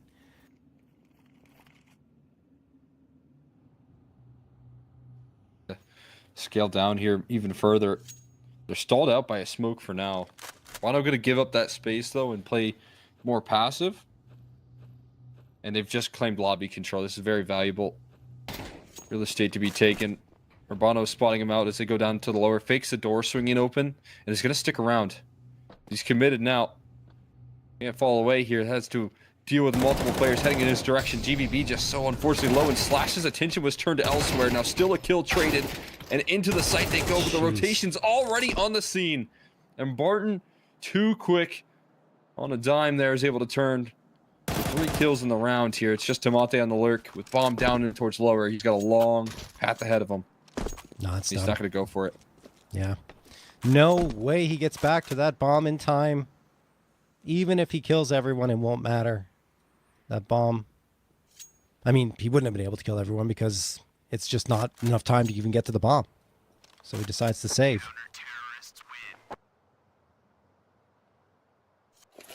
Will be a very nice job by Barton. I mean, look, Barton in a 3v3 right there. a critical battle that comes through. The spacing was great so far for DSG between the players to ensure trades were coming through. And then Barton had a lot in his shoulders, gets the first, and then even better, the follow-up as well on the flick. So beautifully done from him. Brings a 3v3 to a 3v1, and Tamate doesn't have the bomb, and really no chance with how much time was left on the clock to make an effective effort.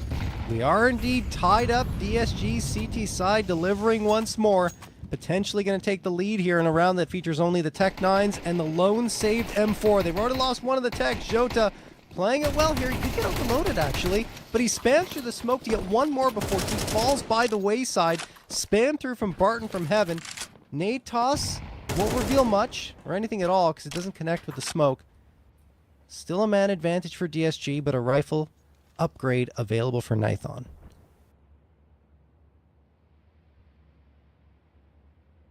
Hold on to the space here. Been trapped into secret quite a bit in this half. Sometimes able to fight their way out of it, sometimes not. The smoke's still in their face. A route delayed. Forcing Nithon to take some time on his motion as well. They're at least giving him time to do that. I'm seeing right now that he might try and slide down the vents, but every once in a while you're seeing Urbano jiggle out and look for this exact play, and he does damage while he's at it. Oh. That's not where he wanted the incendiary. In fact, it allows for an easier smoke to be tossed. Nithon slips down the vent, gets SHC right after SHC drop GBB, but that will allow them a plant maybe into the B site. Definitely now. Tucked in, Levy misses the chance to shot, but Barton will finish off both of them. He's on fire. 2K and the lead. Just taking no time and stepping up here in map 2, right? Instantly dismissing that clutch potential as soon as you see it building right there. It's Barton again to shut it down. Back-to-back rounds where he's been able to impact it in a big way. Double digits landed here first for the side DSG before a timeout comes through from Selva.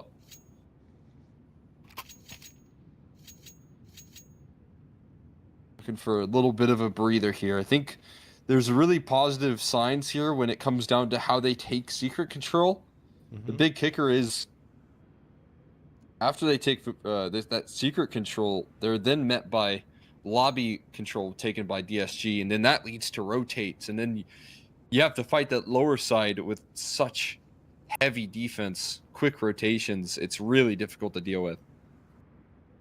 No question. And I mean, if you look at the score line here, yes, it's only a one-round lead for DSG, but we can't forget 7-5 coming into the half. Selva win the pistol. They get the conversion off of it, making it 9-5, but it was that the anti-force buy that worked out for them. But then 2 guns are saved through, and those 2 guns end up being the difference maker in round number 3 of this second half.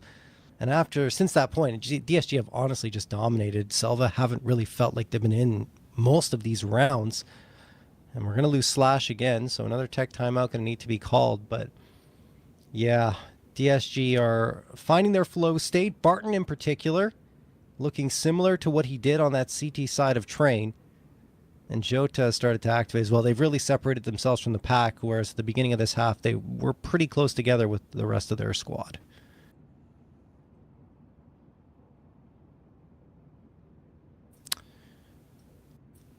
At least in terms of frags. Anyway, 3 more rounds for DSG and they're done.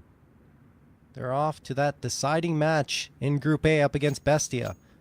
Selva would love to push this to Ancient because then things become a lot more even. I just don't know if it's going to get there, Cole.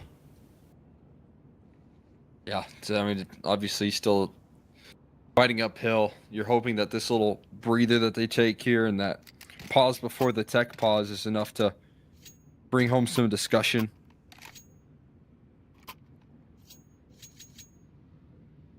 How do they break through here? I mean, they just need someone from the very get-go to kind of lurk about and towards lobby. I think they're missing that player on this team right now, and maybe that's just a small oversight that can hopefully be patched up, but they're able to both get in towards secret and deny those heavy rotates down lower. That could be a big win condition here for Selva to get back on track on these T-set rounds. Obviously, the tech pause not doing them any favors here in this situation, but Time to bounce back for sure.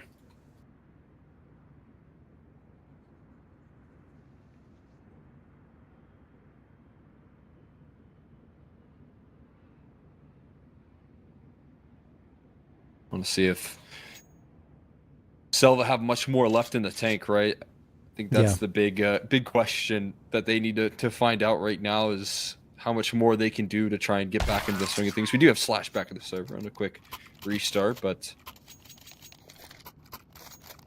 for a team that hasn't been able to win all that much, losing steam at a moment like this, it almost feels like a death sentence. It really does. And we already highlighted how good DSG are on their CT side, and we're starting to see why with the way that they're disposing of SELVA. I'd say probably last chance for SELVA right here. I mean, I know the loss bonus is racking up for them, hitting 3,400, but if they don't win this round or at least get a bomb plant out of it, I don't see how they get across that finish line with a win.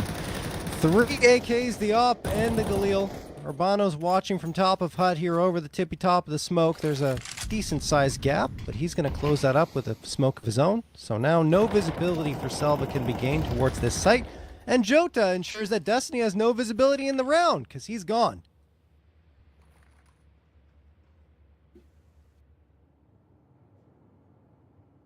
So instant pickoffs right there, having to fight from the back foot now. It takes some time to prepare here. Smoke recycled. And no visual. GBB even taking some pop shots, hinting at where he still is. Ramp defense is slightly weakened up though, and even more so now that there's a commitment from SHZ. So it is kind of weight on the shoulders of Barton, but we've seen what he can do when he's weights on his shoulders. He actually just gives space in this case. Ramp control conceded. Don't mind it. I mean, he's got Jota supporting. Now he can tuck into the cubby and wait for contact with Jota and then slip out when the time is right.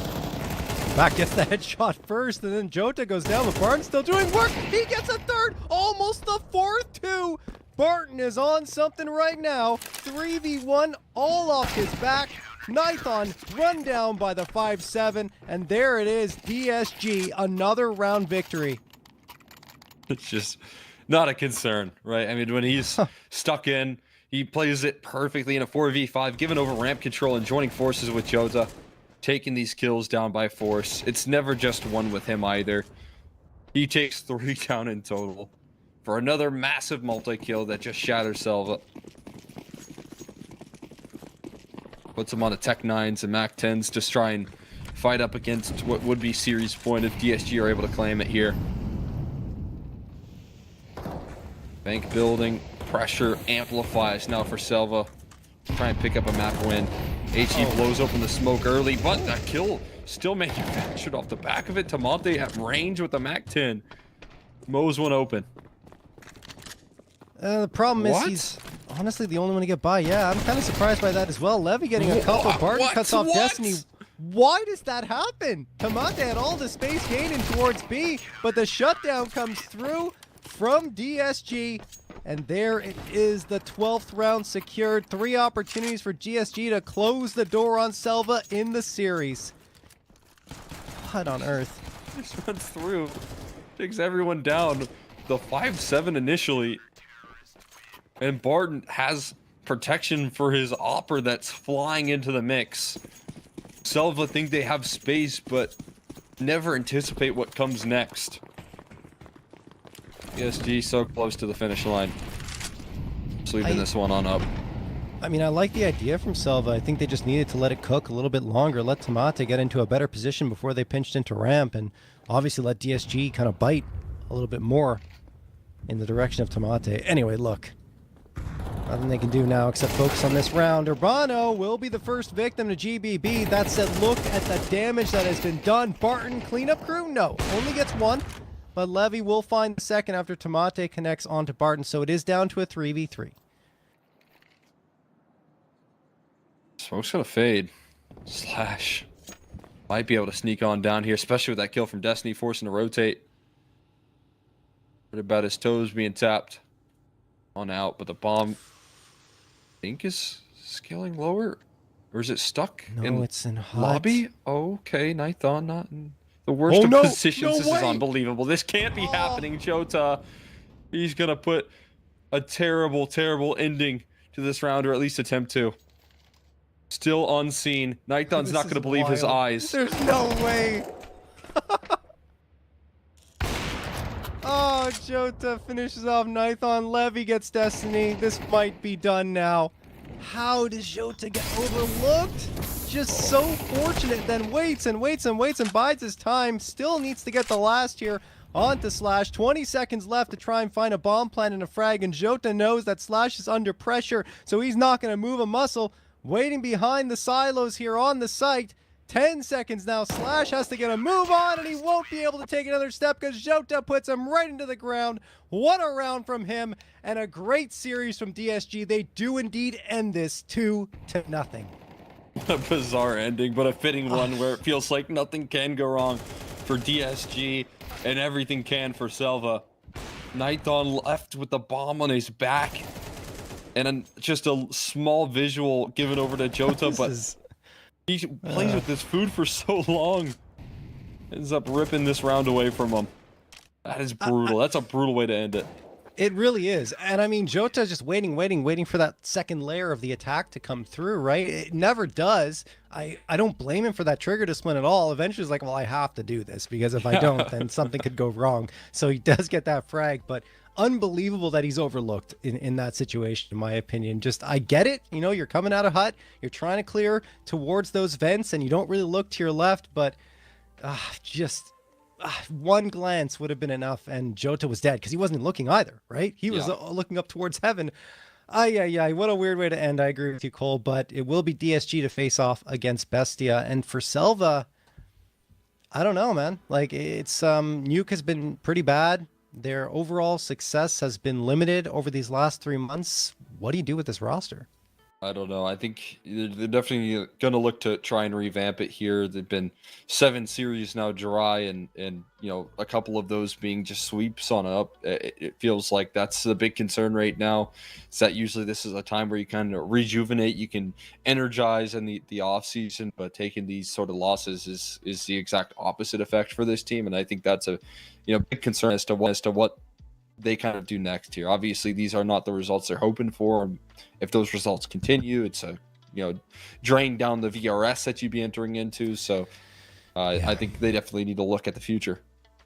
No question. And on the side of DSG, things are looking great for them on that pickup of Barton. He was the MVP for me, no question, in that series. Phenomenal work across the board. Yes, maybe he didn't have the most frags on map number 1, but he had the most impact in my mind, defending that B site, keeping things at bay up against SELVA, and then towards Nuke. I mean, you guys saw it. There's no question in our minds how good Barton was on that CT side to deny any gun rounds at all coming through from SELVA. They only got the pistol, the conversion afterwards. After that, it was a complete shutdown from DSG. All right, that wraps up this series, guys. We've got another one coming up. We've teased it a little bit, but yeah, it's going to be Bestia up against DSG in the final match of Group A to decide who is going to advance to the playoffs. We do have an extended break here. Looks like it's going to be about an hour, guys, but when that hour is up, we'll be back with that matchup. See you in a bit.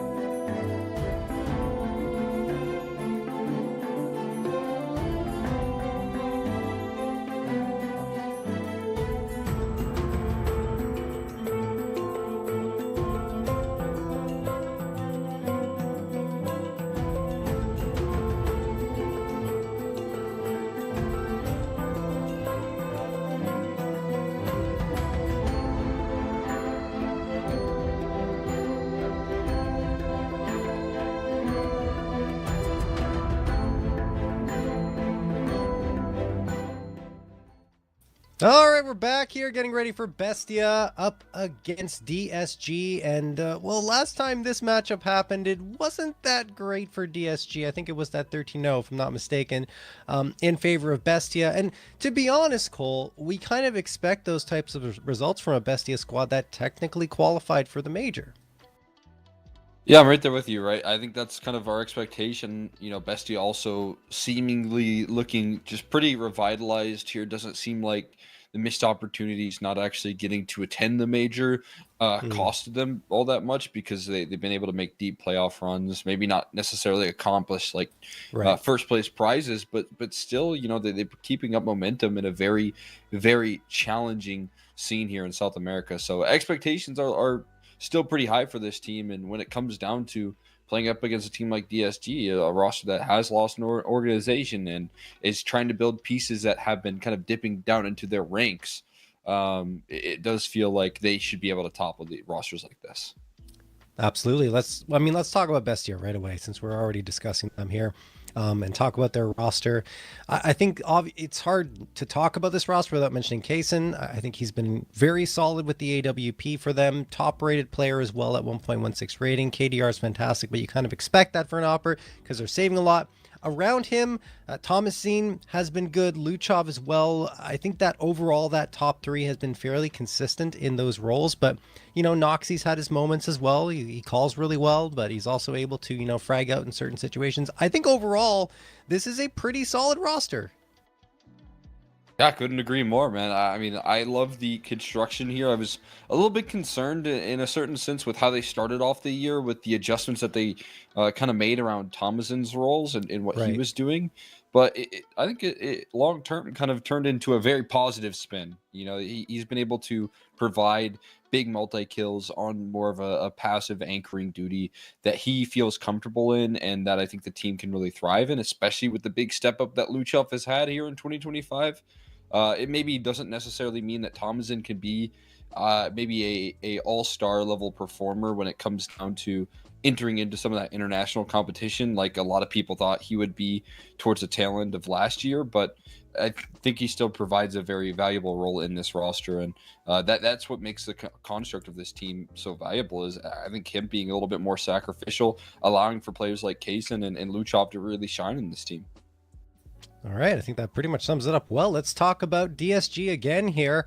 We saw them perform well in that previous matchup, disposed of their opponent, and now they jump in here and they're trying to make it into the playoffs. Barton looked phenomenal. I think it goes without saying that he was the key piece to their victory on both maps. And then you look beyond that, Urbano had his moments. Levy was great with the AWP, in particular on Train, and Jota was shining in certain moments. I think also on Train was the better map for him.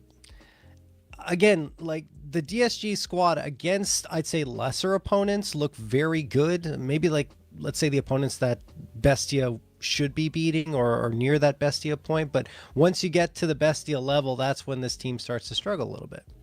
Yeah, this is a whole new step up, right? When we looked at how they were getting away with some of their big victories and rounds there, I think SELVA, you know, in a certain sense, were missing trades, missing kills that should be coming through on paper.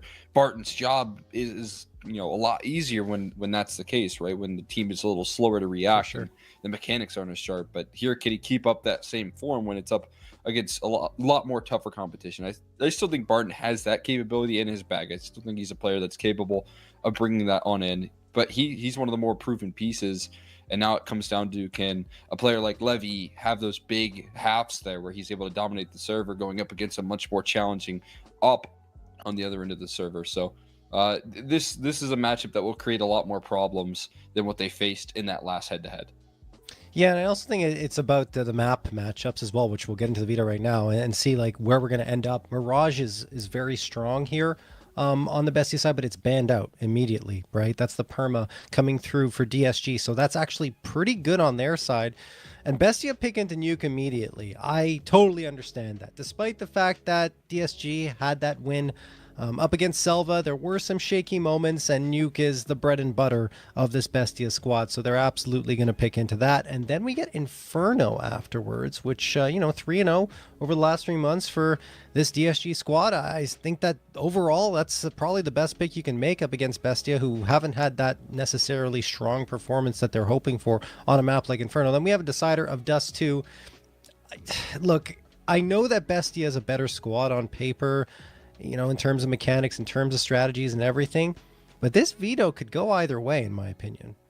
Yeah, I'm with you. I think this is one of the better opportunities compared to the way the veto went last go around here. Yeah. Where Dust 2 was mapped to. I really like the Inferno that the side of DSG bring to the table, and kind of switching things up here. They still have Dust 2 to get over, and I think that might be a bit of a mental struggle for them. But other than that, like getting a very comfortable Nuke after looking so refreshed on it just a couple, just an hour ago or so, with how strong they looked defensively, not giving over a single gun round, with how good their rotations were. I think this does have the best opportunity that DSG could really ask for in terms of trying to pull off an upset. With Bestia on the other end, these are 3 maps that I think they are at least historically pretty comfortable with. I think Nuke definitely going to be one of their best maps in the map pool, but Inferno used to be their best map in the veto when Noxie was still opping on this team. So I think there's still a lot of foundation that they have to get through to get over a map like that. And it'll be an interesting challenge right now for Bestia to see how good they are versus a team like DSG on that foundation. Absolutely. I mean, we already saw, like you mentioned before, like that 13-0 on Dust 2 that happened.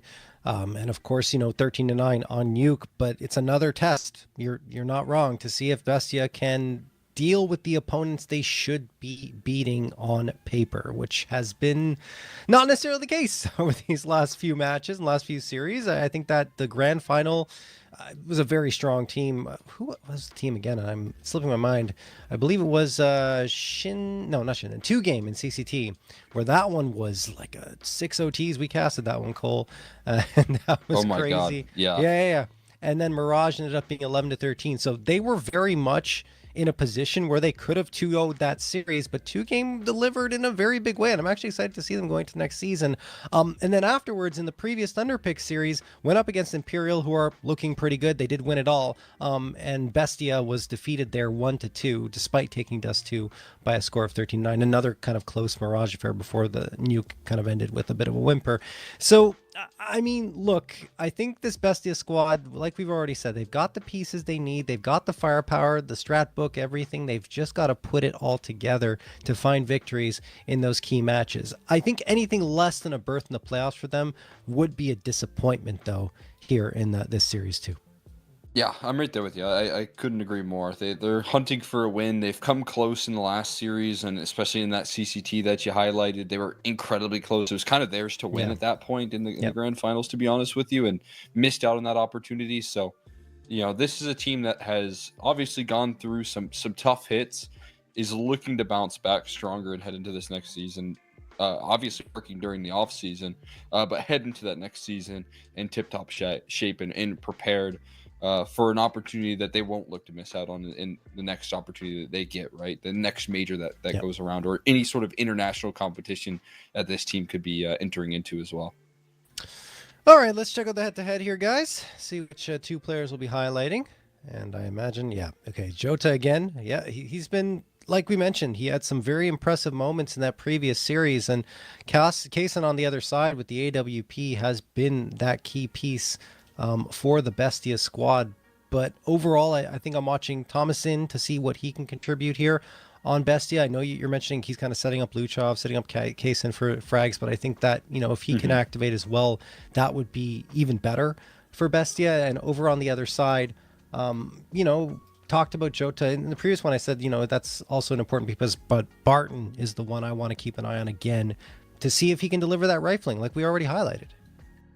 Yeah, I want to see if he can keep it up here versus some tougher competition. That'll be the big case. He's warmed up. He's ready to go. So are we as we hop into the action.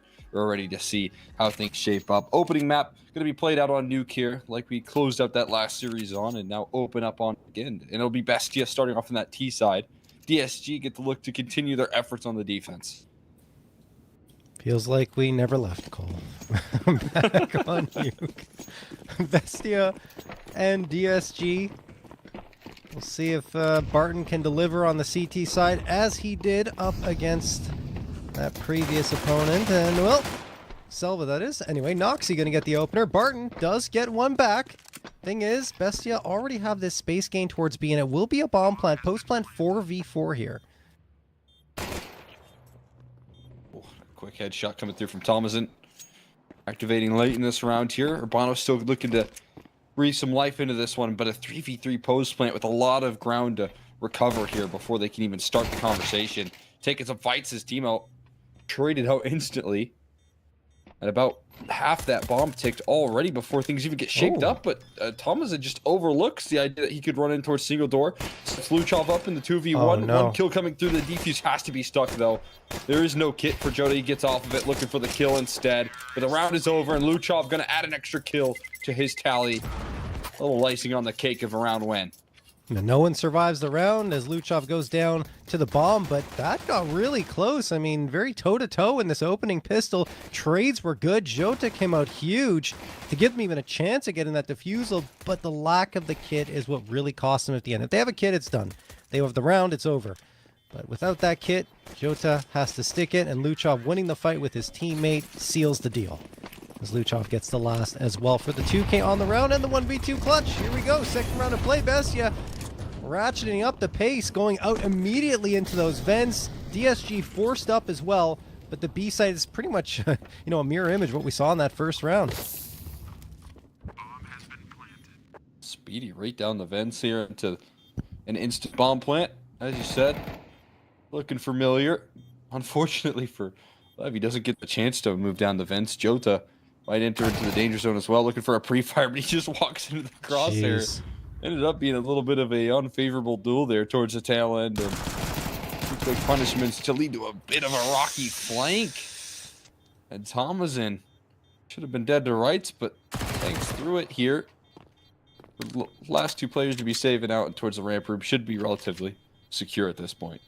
Sometimes that 5-7 can get away from you, and that's exactly what happened for SHC.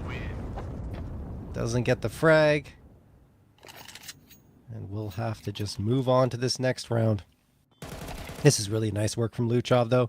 Just holds his ground, as you mentioned. Gets the second as well. Jota walks right into his crosshair. He doesn't even move. Not a single muscle, aside from the one in his index finger to click +1. And that's it. That is crazy. Bestia gonna get that second round.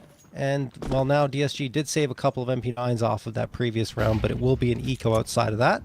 Good flashbangs tossed towards outside. That'll push back the CTs and allow for the smokes to be set up without much of a fuss.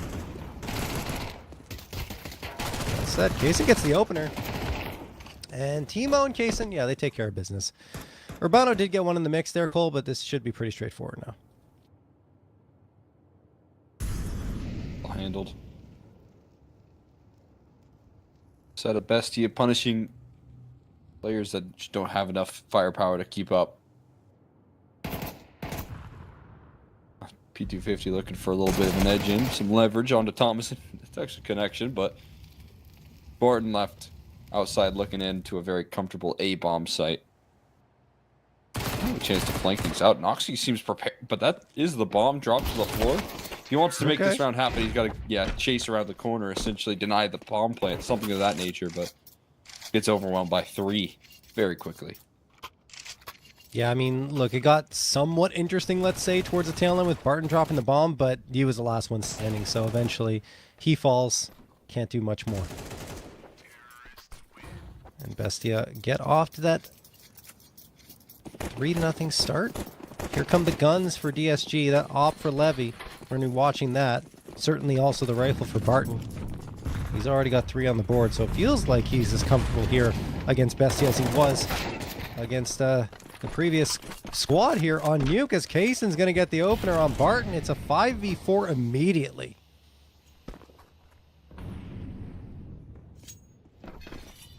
Guy down early. Again, that guy constantly good for 2, as we highlighted in the ramp room. And this already is a save call from DSG. They are bailing. Wow. This is a lot more tricky playing up against a player like Jason in the mix there. Players like Tom is in there so quick there. Luchov with how good he can be on the opener. Locking down that ramp room, coming down to these aim duels is a completely different story now. Barton sideline, and that determines the round so quick. Yeah, and I mean, Barton against Selva was holding his ground very effectively this time. Can't really do it up against this Bestia squad. Down immediately. Great opening frag from Kaysen. You talked about it though. Luchov also very effective in that role. 28.1% of his attempts are entries. Leads the team on that stat category on the T side anyway. 41.9% success, which might not be great, but still, I mean, considering the amount of times he goes for it, it's not too bad. And he does lead the team in terms of a T side entry rating at 0.98. All that being said, Bestia have been in control from the start here. That first gun round looked good. DSG with the 4-man save will be able to reset and try it again, but I mean, they lost Barton and they were just completely out of position. No one was close to go for the retake, so I totally understand the call to go for the save in that situation. Either way, they need to find a way to stop the Bestia squad before things get out of control.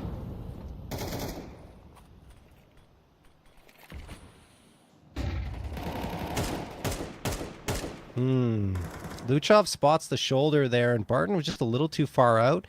Almost got punished. Lucky to be alive, honestly, as he fades off into the distance.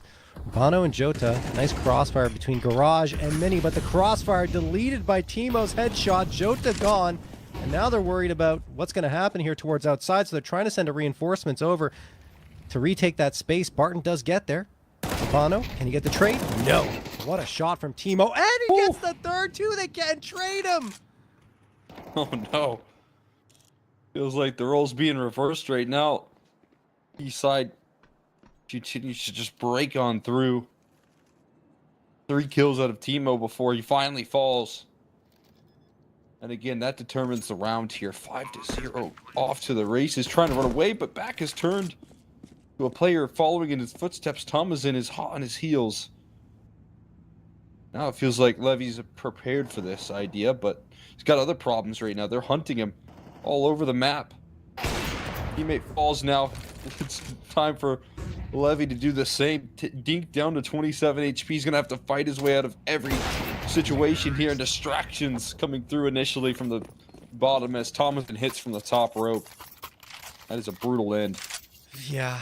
I mean, look, DSG trying for the save. The good news for them is that they had the 4-man save in that previous round, so they still have the money to buy up here.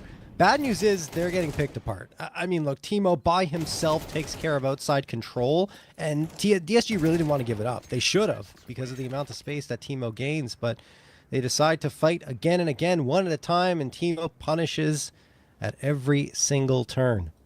5-0 for Bestia. DSG, as mentioned, there's the money, so you have the op again, you have the 3 M4s, MP9 for Urbano, which I think he had a little less money, but that's okay. Still very serviceable buy-up, but it hasn't really been the buy-ups of the problem. They're just losing straight up in these aim duels. Yeah, that absolutely is the challenge that they're finding themselves in right now. Constantly struggling up against the overwhelming force that Bestia are bringing in the very early stages of these rounds as well. From the get-go, they are finding ways to open up rounds. Putting them in the back foot consistently. There's a 1-for-1 trade. Timo only gets a single kill this time before he's answered him on. So that's at least a positive spin on things.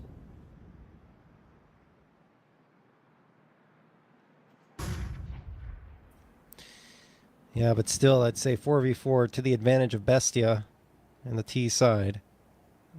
Get 1 into secret, that's case. In fact, 3 into secret. Luchov leading the charge. Urbano on the other side with the MP9, but he's pretty far away at a disadvantage up against the rifles here. A nice boost coming through. They get the spot, and so does Urbano. So he might send the reinforcements over. Yeah, definitely now, as soon as that Molotov bursts into the vents, because now it likely has to be a B hit. Noxy breaks both of the windows here in observation. You see DSG, they're scrambling. They're trying to get the edge here. Finally, Levy gets visibility, but he's dropped immediately, and Urbano does get the trade, but I don't think that's going to be enough. His teammates are falling all around him. Just getting punched in. Jason already having coverage and control. Double up. Trying to chase him down. He takes a bit of an off angle here and catches SHC quickly. Urbano might have himself a freebie to answer upon, but it's a half his HP at a cost. And he gets met by a smoke, so there's just no way through the doors. He's going to have to take the glass. As sharp as that can be, getting around this corner feels impossible. Spotted out by Noxy. Now Noxy goes for a wild swing. That's a little bit ambitious, but the round is counting down. And without a kit, doesn't matter what the case is here. It will be a round win. Yeah, I don't think Bestia cares too much about the money. They've got plenty of cash. Luchov does survive. He gets away from that bomb. So does Urbano. Saves the AK into this next round, but that is a consolation prize and a half that is really favored Bestia momentum-wise. I mean, yes, you're seeing it down to a 1v1, but that's only because Bestia have been chasing aggressively as they've gotten full control in almost every single gun round. So early on, like, it's just, yeah. DSG getting out-muscled right now. 7th round of play. And Bestia might ratchet up the pace. I mean, they've been good at throwing out these change-ups at the right moment. They slow it down a little bit. Urbano boosts up Barton, gets the first. No trade available. There's a flashbang that pushes Urbano back, but they have to be careful of Barton. They're probably not going to be looking that direction, especially if Urbano does his job well. Barton, yep, overlooked completely. Yeah, it's a complete shutdown towards ramp. Urbano gets the last, actually 0 deaths. No frags at all come through here for Bestia. Exactly. Sort of stuff that they needed to kind of lift off here in a round like this. Able to completely shut it down. Barton able to build up a little bit more confidence. Crucially. Finally on the board for DSG. A little bit late to arrive here in this one, but better late than never. I mean, I think it would have benefited Bestia just to go up fast towards ramp. They could have caught the player in transition, Urbano, after he boosted up Barton, and realized where Barton was, and would have been a lot cleaner. Instead, because they slow down, that allows Urbano to plant his feet, get in position, and really doll out the damage and allow them to overlook Barton. Either way, it's just one round for DSG. They need a lot more than that, and that will be another great start. Levy with the op gets the headshot onto Kaysen, so he takes down his counterpart. Incendiary flies in. This outside control looking pretty good.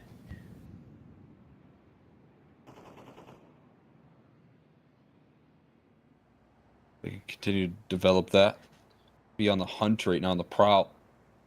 For a little bit more. Take out of the hands here. Bestia, but on his mission, doesn't really spot too much. We're gonna have to look elsewhere as the 4v5 comes through for this T side, and especially with that information that you kind of see out of the op presence, the confidence from Levy, it's gonna call over for some repositions, not spotting out anything more towards that outer yard, kind of hints at where the next play is gonna be. Well, nice shot from Luchov, and Urbano's at risk, but he delivers to SHC1, and Noxy is the last one standing, and he gets finished off by Levy. Another great round from Urbano and Levy, as DSG get a couple in a row.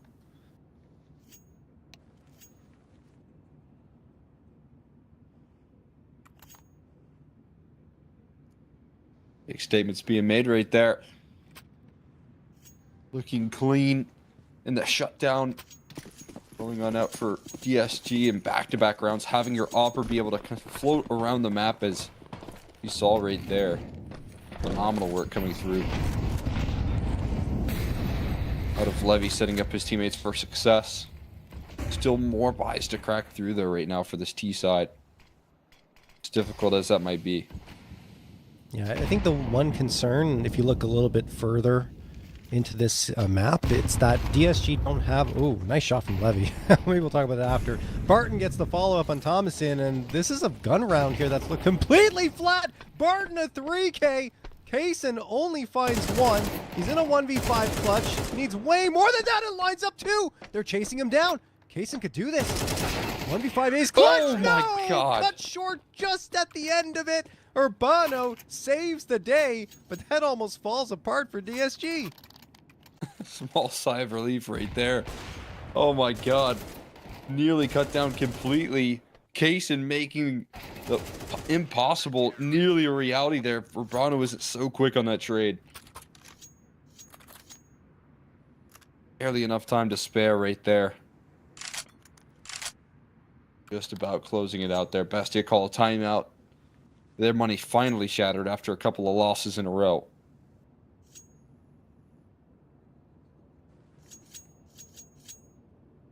Yeah, so I guess my point that I was trying to make before that chaos came through is that DSG aren't great on T side. Their round win percentage is quite low, 39.6%. So you're looking at this CT side already. They're down 6-3. They can't win the half. Even if they win out here, I think they're still going to be on the back foot. And I don't know if they'll be able to do that because of how good Bestia can be on their offensive side of Nuke. And they've got a half... No, it's a force buy coming through here. Mac 10, 2 techs, the 2 AKs. Haven't really been able to gain a foothold in any direction of the map over the last 3 rounds. So that's got to boost the confidence of DSG at the very least. Fast into A. Urbano gets one on Timo. Thomas in the trade. That might open up the space they need, but they overlook Barton only for a moment. Trade is good there as well. Noxy and Kaysen get a couple more, and the fast play to A is looking like it's working. Only Jota left standing, who is spotted out now. Information gained. Yes, all 3 players are low, but it doesn't matter when Kaysen's already on the flank, blindsiding Jota. There it is, 7th round for Bestia. I look at them maybe having a chance to kind of run away with things right there for the side of DSG to really build into this defense. And then a big change-up pitch goes thrown right in their way. And that will be a huge shutdown opportunity, especially with the fact that Kaysen did so much damage in the 5v1. When he goes down swinging like that and you lose the next round, it is pretty rocking for your foundation right there. That is so difficult now. This tech timeout is brought to you by DSG. They're the ones who called it.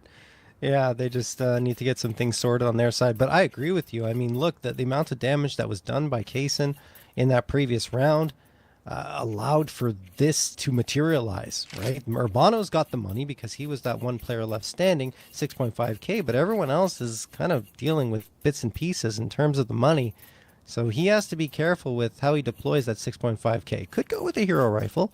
Might not be a bad idea around a half buy for the rest of the squad, and then you'll still have enough money in the follow-up if you're wise about your investment and don't go too heavy into util. But yeah, it's a difficult spot for DSG, especially considering with how convincing they were in the early rounds of those 3 rounds that they won. And then to lose those 4 bodies on the tail end after being so dominant was really painful, and it hurts them because now Bestia will go into that second half with a lead, and we already talked about the struggles that DSG have on their T side, and nothing is guaranteed for them going into round number 11 either.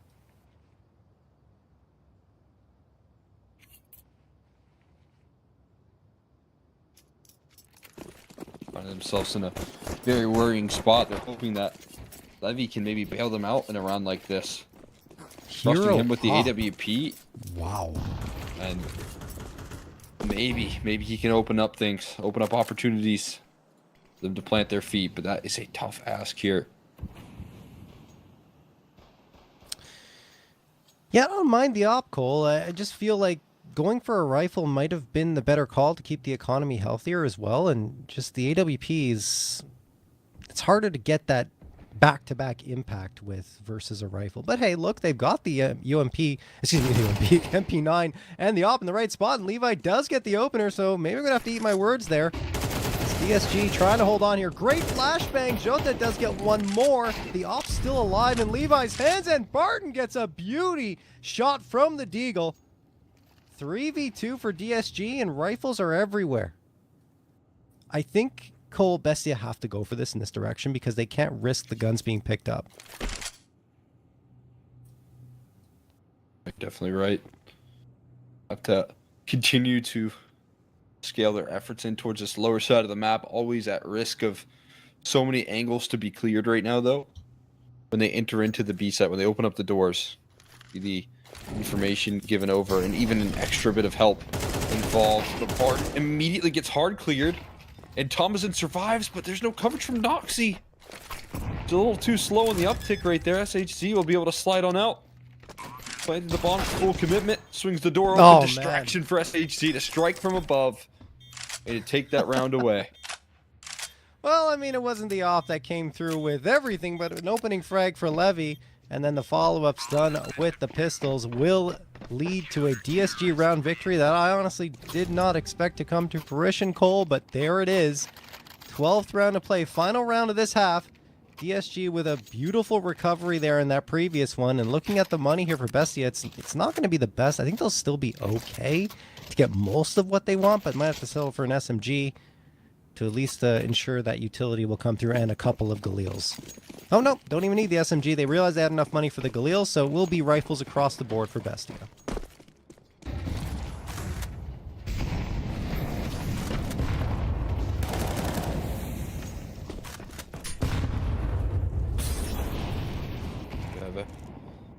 I think they could ask for here.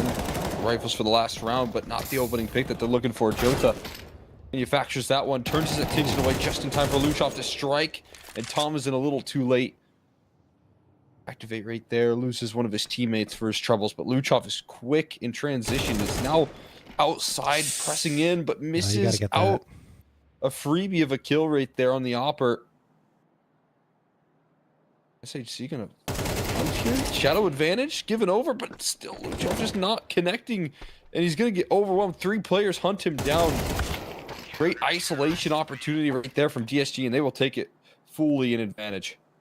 Wow, that I didn't expect DSG to keep Bestia at 7, given the way that 7th round was secured and the money situation for DSG, but credit to them, played it really well. They got a great defense again in the early round there, and this time did not even come close to giving it up. Beautiful work from Barton in that half, which we kind of expected given the way he's played today, both in this series and the previous one.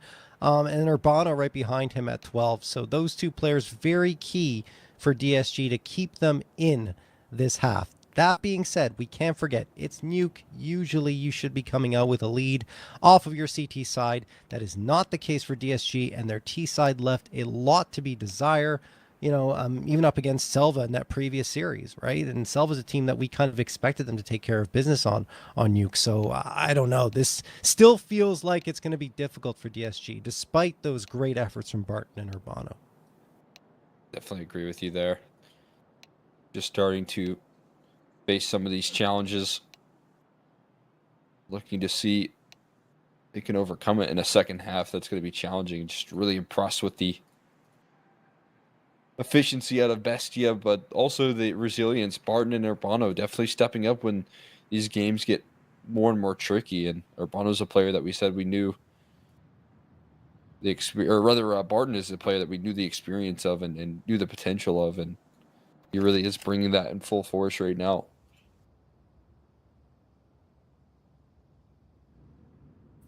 Can he keep it up is the question. Switching over to the T side. We knew what DSG had in store on CT side, but the attacking end is where the real test begins. Here come the dualies for Timo and Thomason. Everyone else onto USPs. Is there a kit in the mix here? There is not. So no kit available for Bestia. We do have 4 players with armor.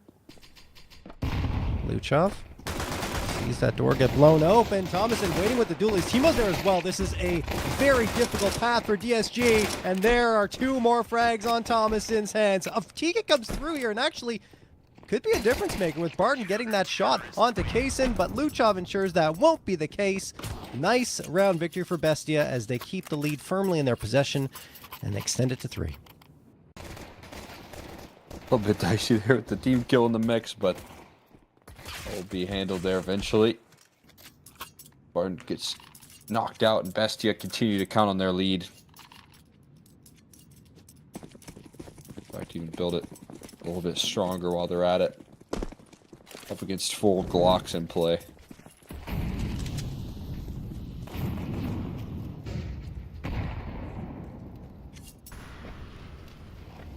They do like to buy a whole lot of SMGs when they're playing up against these Glocks, so Not a big surprise to see that be the case here.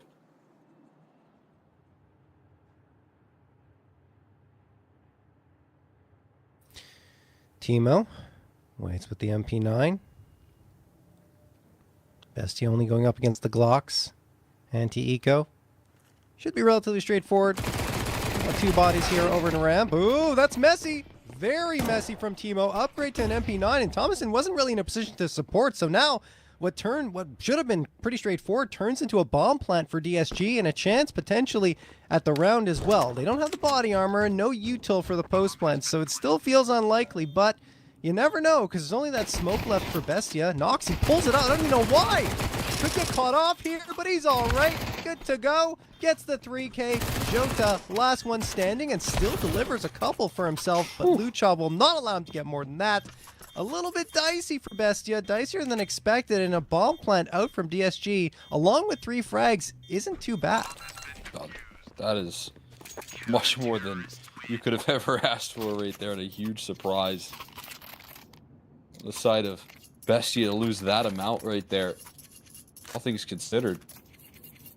Taking heavy fire right there. Trying to hold off against the pretty much non-investments. So you're going to head into this now gun round with a whole lot more efficiency than anticipated. Really good look out of DSG in terms of how they want to count themselves back in this game. Actually, they are able to do just that. I think one thing that DSG lacked on their T side last series up against that SELVA squad was just conviction or decisiveness, I would say, on their executes. And we'll see if that changes here against Bestia, but if it doesn't, Bestia will absolutely punish even more. There's Kaysen popping up, trying to rattle off a few shots, and does connect on the shoulder of Levy, but that's not nearly effective enough, and I think that'll be the end of him poking his head out there. You know, test the issue, test the waters right there. Be careful to sneak on up. Instead, it's going to switch up the game plan here for the defense, more centric on working in towards this lobby control. But this is so phenomenal from DSG as well. Oh, that doesn't help. No. You have to give it over a big sound cue. A little heads up to the CT side saying, hey, we're just here. You're going to have to figure out a way to deal with this. Noxy. A1S in hand. Hits some shots on a Barton, but it's not good for a frag. Do they overlook Luchov? They do, but Luchov misses his early shots. Still manages to recover for 2. And then Teemo supports the perfect moment to keep him alive to continue firing. 2v1 in favor of Bestia after the dust settles here. Levy on his own. Bomb's in heaven, though. Yeah, that's right. Bomb's in heaven. There's no chance. And now definitely not, as Levy is dropped to dirt by Thomason. Bestia win the round. Wow, that's just tragic. The sinking feeling knowing that the round is over right there when the bomb drops in heaven. So much being done. I can't believe it from Luchov here. Not only finding the 2-piece, that is already enough. Staying alive for a little while longer, drawing out even more attention. That's the sort of stuff that when your back's against the wall, you have no space to get out from. All you have to do is turn and kill. Able to buy enough time for his teammates to get involved. That's so impressive. It reminds me of Barton's play on Train, right? When he was in a similar spot, back against the wall, under pressure, and still delivered. This time it's on the other end. Thomason is going to get the opener onto Jota, and yeah, this is going to be a farm for Thomason. He gets a 3K. Noxy finds SHZ, and nothing doing at all for DSG in this round. It will be an 11th for Bestia, who are starting to cruise to the finish line.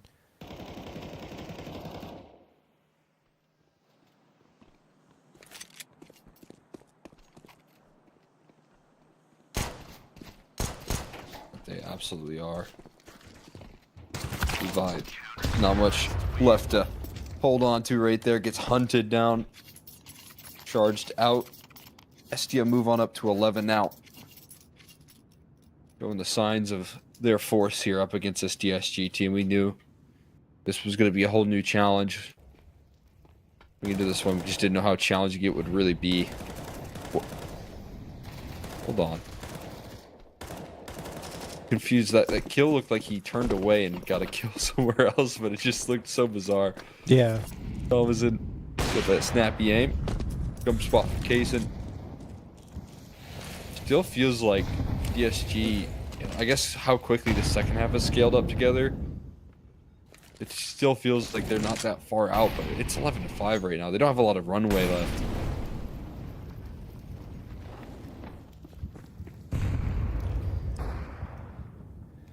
It's got to start here. Otherwise, it might not start at all for DSG. Noxy goes out. Nice shot for Levy. Okay. A little over aggressive potential for Noxy, and Thomason turns his back on the second player, so he gets traded to 4v3 for DSG. This is the opportunity. This is the chance. The door is cracked open just a touch for them in this round. Kaysen waiting with the AWP. Has retaken the space of his fallen comrades. Urbano, Barton, SHC just biding their time in lobby, hoping for more aggression. They get it delivered right at their doorstep. 4v2 now. Tons of time left for them to get onto this bomb site, but do they go A and overlook Kaysen is the question.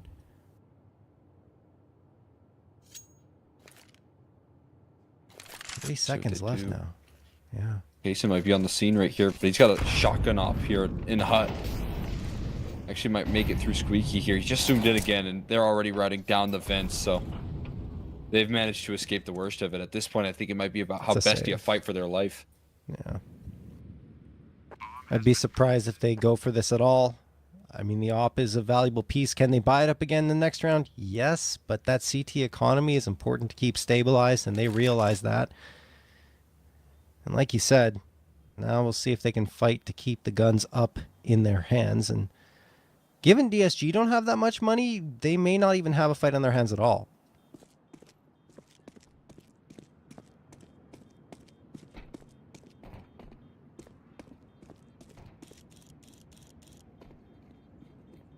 Seem like they're too interested in hunting. Not going to be held on to. Very valuable save for Luchov and Kaysen. Hold on to their firepower, and as I said, it's not necessarily out of the picture just yet for DSG to kind of stabilize and get back into things. They're going to need a whole lot more where that came from, though, if they want to. Still feels like the leading forces of this team right now, Barton and Urbano, remains true.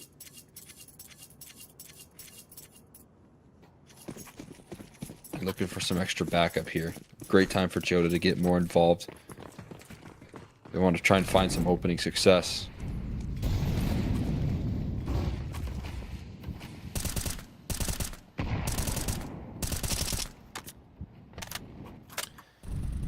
DSG biding their time in the early moments of the round. Only one player lurking towards outside. In fact, I think there's two. One on top of Silo as well. Either way, the majority of their attack is focused in on lobby. Lots of time available to them. Oh, but Noxy spots out Jota. That's a big find. Gets the opener here. And a 5v4 materializes for Bestia. No mistakes for DSG are allowed, right? Because of how down they are in the scoreline.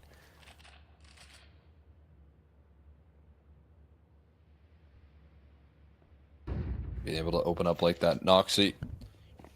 Going to try and lead his team by example. Tom is in a very committed angle, but he backs off just in time for them to slide out.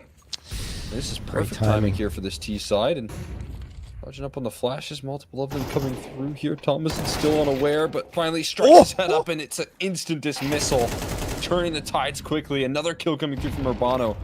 Noxy jumping up the vents right now, able to find a one, needing a lot more, but this low HP bar is perfect for him to capitalize on. He's waiting for Urbano's lurk so carefully, and a strike through the wall. Noxy with another, whips out the pistol for a 3K.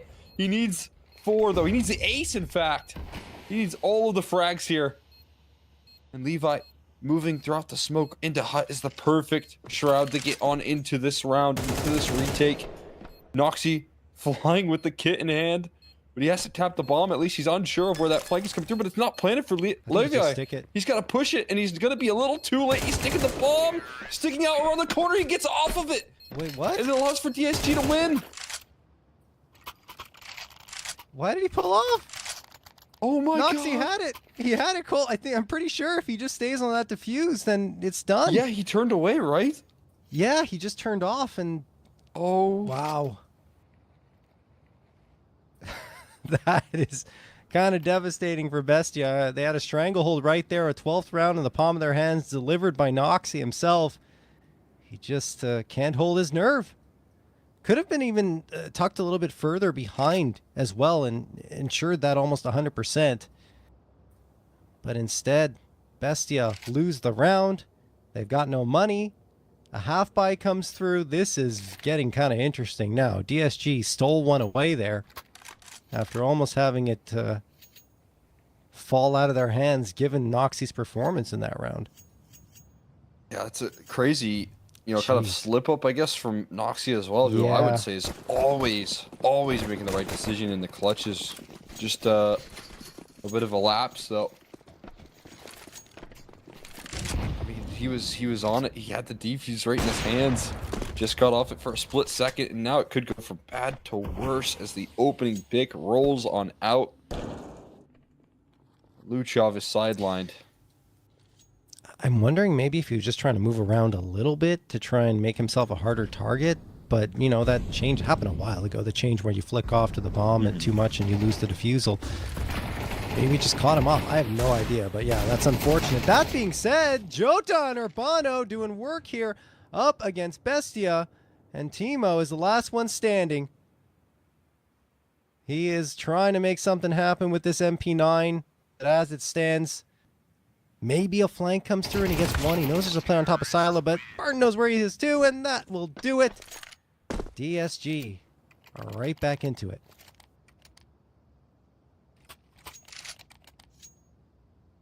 Impressive and pretty sharp recovery here being made from DSG. They can't count this team out. It'll prove to us how quickly they can kind of turn things around. Showing some good resiliency in this head-to-head. Now Luchov looking to determine the start of this round. Got plucked out by the AWP on a boost last time. Taking a bit of an awkward angle here and doesn't stick around for too long. Smokes will eventually force him out. Jota lurking about in the smokes though could get deadly and mini quickly if he's taking that opportunity. This is Bestia's chance to make that one look away on the defusal just be a memory, and well, that's a good trade from Barton. Noxy realizes that he has to time this right, and with Chasing getting that right, he could pop up now, and he does! Makes Barton gone. Levy, the last one standing, he falls as well. Well done from Bestia. Again, in the defense of the A site, they do get that 12th. And looking at the money here for both squads, it's still going to be another brawl heading into what could be the final round of the map. He's just too smart when it comes to playing elusive. Just constantly considering the idea of making it on up that. And then when he finally does, it just absolutely devastates on the timing that he chooses. I mean, we didn't talk about it much because of how crazy the attempt was and like the missed defusal, but his timing going up that ladder and then dodging the Molotov and catching them completely off guard was phenomenal. Yeah, I mean, that's a very similar situation, to what he was just in right there. He just, thinks so much about when he finally strikes and usually able to strike when the iron's hot.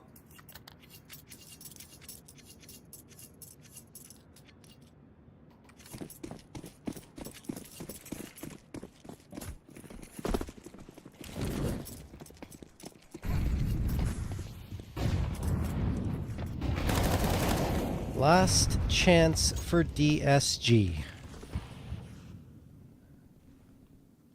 21st round of play. 1:35 on the clock. Bestia have got everything under their control. That elusive 13th could be theirs here. SHC, Levy, and Barton hunker down over in the lobby, leaning in towards vending. It feels like SHC, is going to have a peek here in ramp at some point. He's got a lot to deal with if he gets in this direction. Beautiful opener from Kaysen as well. There's the early man advantage. Now they feel forced in towards ramp, and the frags pile up. Teemo finally falls. Levy will get that, but it is a 4v2 still, and now perhaps going to be a 4v1. Yep, there it is. Kaysen onto Levy. Jota, last one standing, and no longer. Bestia only need one opportunity to close out this map, and now they head on to map number 2 with that 1-0 lead, Cole. Looks really good from Bestia entirely. They are able to capture some of the efficiency that comes through out of Kaysen when it comes to constantly doing damage, especially on that CT side. A couple of great opening picks with that op and building up a great foundation. And you know, most importantly, making sure that the missed opportunity from Noxy, the missed clutch, it's a distant memory, that they still capitalize on that and deny a comeback effort from DSG. So that's an exciting form right there. I like to see when Thomason is able to get these nice multi-kills. I saw Luchov do the same thing on that A side. Just felt like everyone really came to play here for the side of Bestia, and that's when I think they play at their best, obviously. Absolutely. And I mean, look, they did a great job. Even though Noxy misses that defusal, we still can't forget that he pulled off a ridiculous clutch to get to that point, right? Like, I mean, yes, he missed the timing, but still, it was an impressive point, impressive to even get to that point in that round. Anyway, Bestia closed it out. As you mentioned, that's just in the back of their minds now because they got the map victory. Now we head on to Inferno, where things, I still feel like this is a possible win available here for DSG, right? Because they got a 3-map win streak going on to Inferno. They've beaten Flamengo, Imperial, and Bounty Hunters, which, I mean, Imperial in particular, not too shabby in terms of opponents. And I mean, some of those were close, a couple of them, 13-10 against Flamengo and 13-11 against Bounty Hunters. But if you look on the other side, this is where Bestia have had their struggles. A 3-game losing streak up against 9Z, which, okay, Red Canids, that was an overtime. But Shinden kind of sticks out like a sore thumb to me in that category. So I think there's some concerns for Bestia here going to Inferno.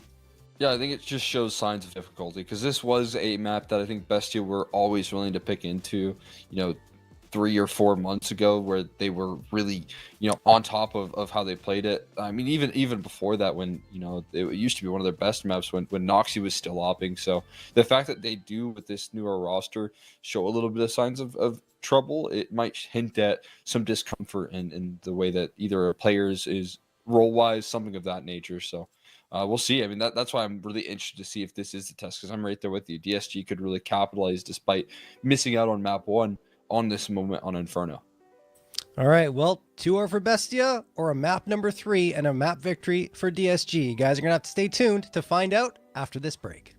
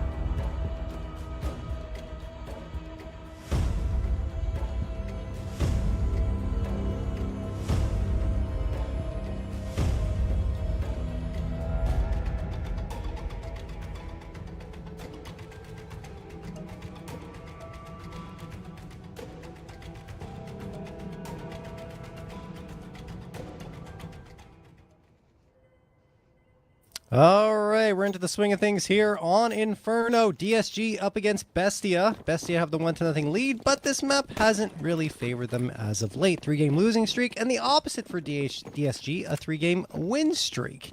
Can they convert that to victory against BESTIA, though, Cole? Big question, who's going to turn the tides here?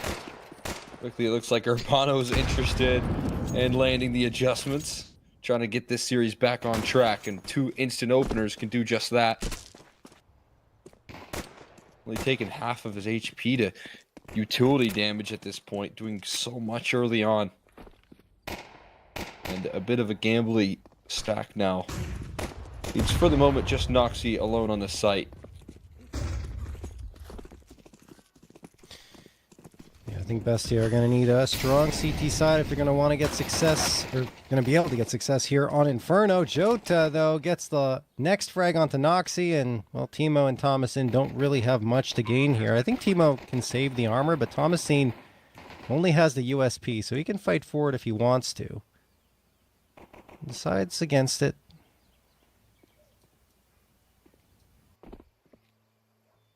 And frags will build up the money a little bit, but Jota spots him out and eliminates him with ease. Teemo does the same to Jota. Maybe gets a follow-up here. Ooh, only gets pushed down to 4 HP. And then finished off by Levy. So will be a 1-0 lead for DSG off this pistol round.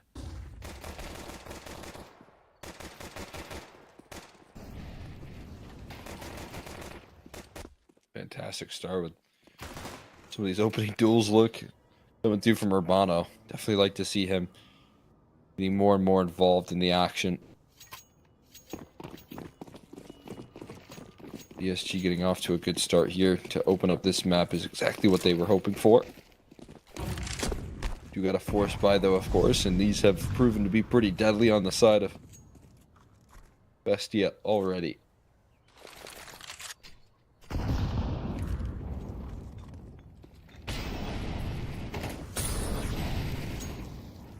Full brackets utility. I mean, this is a lot of commitment early on to see what they can do. And Thomasin realizing the sort of control that they're taking is going to just deploy a smoke. I mean, fortunate to stay alive right now, but at this point, his teammates not so lucky. Teemo somehow wins that duel. Bullets just chew through the opposition, and now this sets up the defense pretty well. They're going to look to wrap through the smoke, and the trades eventually come on through.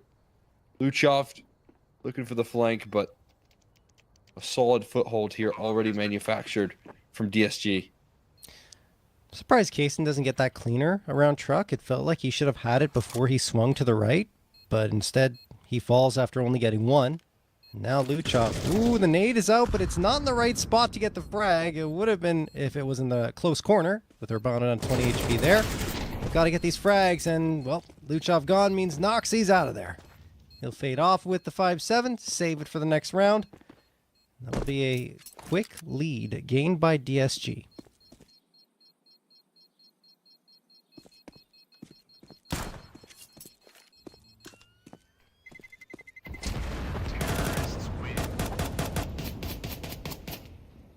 Put together, Noxy gonna hold on to his firepower right there.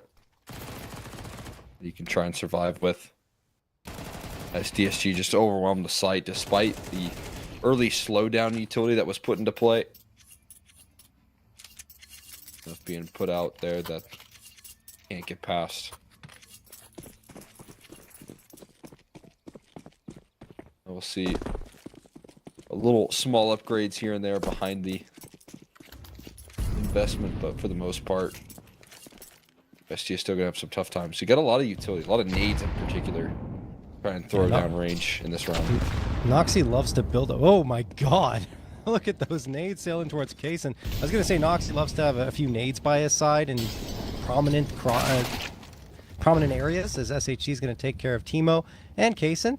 We've seen it, I think it was on Dust 2, where we were watching in that grand final in CCT, where he was just constantly tossing nades from ramp, and now he's got them at Coffin to throw down Banana. So he's got a lot of, loves to have that near choke points, that's what I want to say. Anyway, Luchov and Thomasin going to get a couple of frags here. I don't know if it's going to make that much of a difference once this bomb goes down, and yeah, Noxy down to 1 HP. He'll probably want to just grab a gun off the ground and hightail it out of here.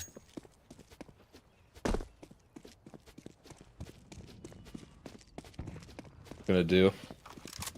Nox gonna have a tough time finding safe passage, but we'll be able to make it comfortably into this B side without much hunting party to follow suit. And DSG, we're gonna get 3 in a row.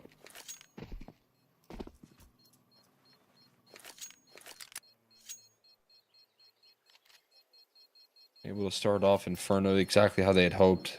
A map that we knew they'd be capable of challenging this. The BESTIA and doing so pretty comfortably as well so far.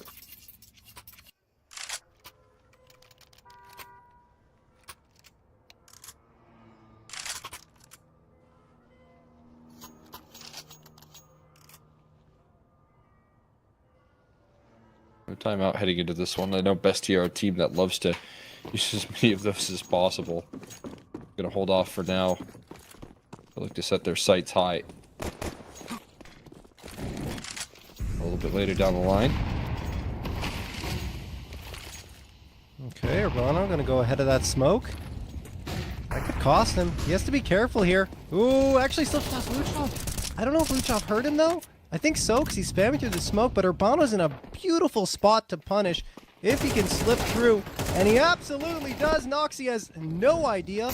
Luchov, maybe the same for him on the other end. No, Jota does manage to finish him off. Only 3 HP remains for Jota, but it's still a 5v3 that materializes. And with BESTIA so far out of position, unless they get a response immediately here with the spam through the smoke, they probably won't go for the retake. And the damage is there, as you can see.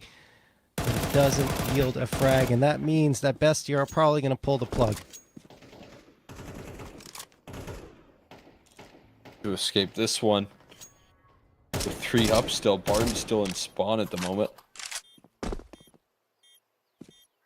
BESTIA is just struggling in the early stages. That one just a bit of an overlook on Urbano, who gets himself entrenched. And Urbano, I think, very clearly communicated that, you know, if Nox is going to be flying through that smoke and spamming like that, he probably has some sort of comfort that there's some extra help down Banana as well.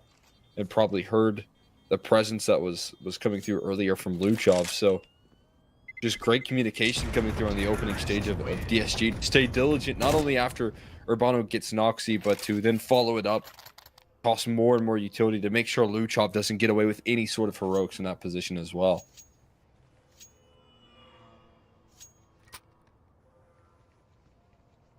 BESTIA gonna have to get a handle on Banana there, as DSG looking good here. In the opening rounds of Inferno, 5th round of play coming through. Here come the guns for BESTIA. Op for Kaysen. We talked about how Noxy looked more comfortable, let's say, with the op on Inferno. BESTIA used to have a lot of success on it. Since they made the changes and put Kaysen on the op, haven't had the same type of success as they were hoping for. So let's see if they can do it here. Luchov opening frag of Banana. That's going to help plug up the holes on their defense here on this side of the map. That said, Luchov takes a lot of damage in the engagement and can't really get too aggressive here. Pulls out the util right out in the open, and Noxy will get punished. 4v4. Luchov. Can he get one back? I think he got the dink, but not the frag. And yeah, it's not going to be enough. Not even close. 2 more players wiped off the map, and BESTIA lose the B site again. Feels like we're on repeat here. I mean, I talked a little bit about what used to be so good about this map here for them, and you know how good they were when Noxy was still hopping. I think there's just still a bit of a breakdown in this defense, the way that BESTIA play things out, that is leading to this consistent struggle. The B site falling victim, and Noxy kind of entering into that new position. My team are going to get hunted down as a result of how quickly these rounds are determined, but I feel like they are showing a bit of a fundamental lack of what you have to do early on in these rounds to defend up against this heavy T side, to fight for banana control. Getting caught with utility out like that's just not something you can afford with, especially Luchov down low. And that sort of stuff right there shows how uncomfortable BESTIA really are in that current setup right now on B. Absolutely. I mean, you talked about the util, and I mean, you got to be behind cover before you're thinking about throwing that util. You should not be in the open, especially with no information as to how far up DSG have gotten. And I mean, yeah, I mean, they're calling a timeout here to talk things over. You talked about how they like to use all their timeouts. Well, that was a perfect time to say, hey guys, let's slow it down a bit. Not make silly mistakes. Make sure that we're respecting our fundamentals here on Inferno. Timeout has expired. And they call another one. Back-to-back timeouts. Lots of concerns here for Bestia to have to call that. That's also something they'll do quite a bit there when they're on a big dry spell, is chug through these timeouts. Most of all, I think I see this team use all of them on their T side more than a lot of teams. But if they're on a slow start in any half, I think they'll prioritize getting those timeouts very quickly, and you know, that's probably what we're seeing right now. The realization that kind of is the case here. Build back into this one as soon as possible. Another one. 3 timeouts in a row. Okay, that's crazy. I haven't seen that before. 3 timeouts. They have none left to regulation now. What's going on? I mean, I think I kind of would like to understand the viewpoint of them saying, hey, if we don't get any CT side rounds, if we don't fix what on earth is happening on this B side next, you know, 5 or so rounds here, this game is probably just going to be over.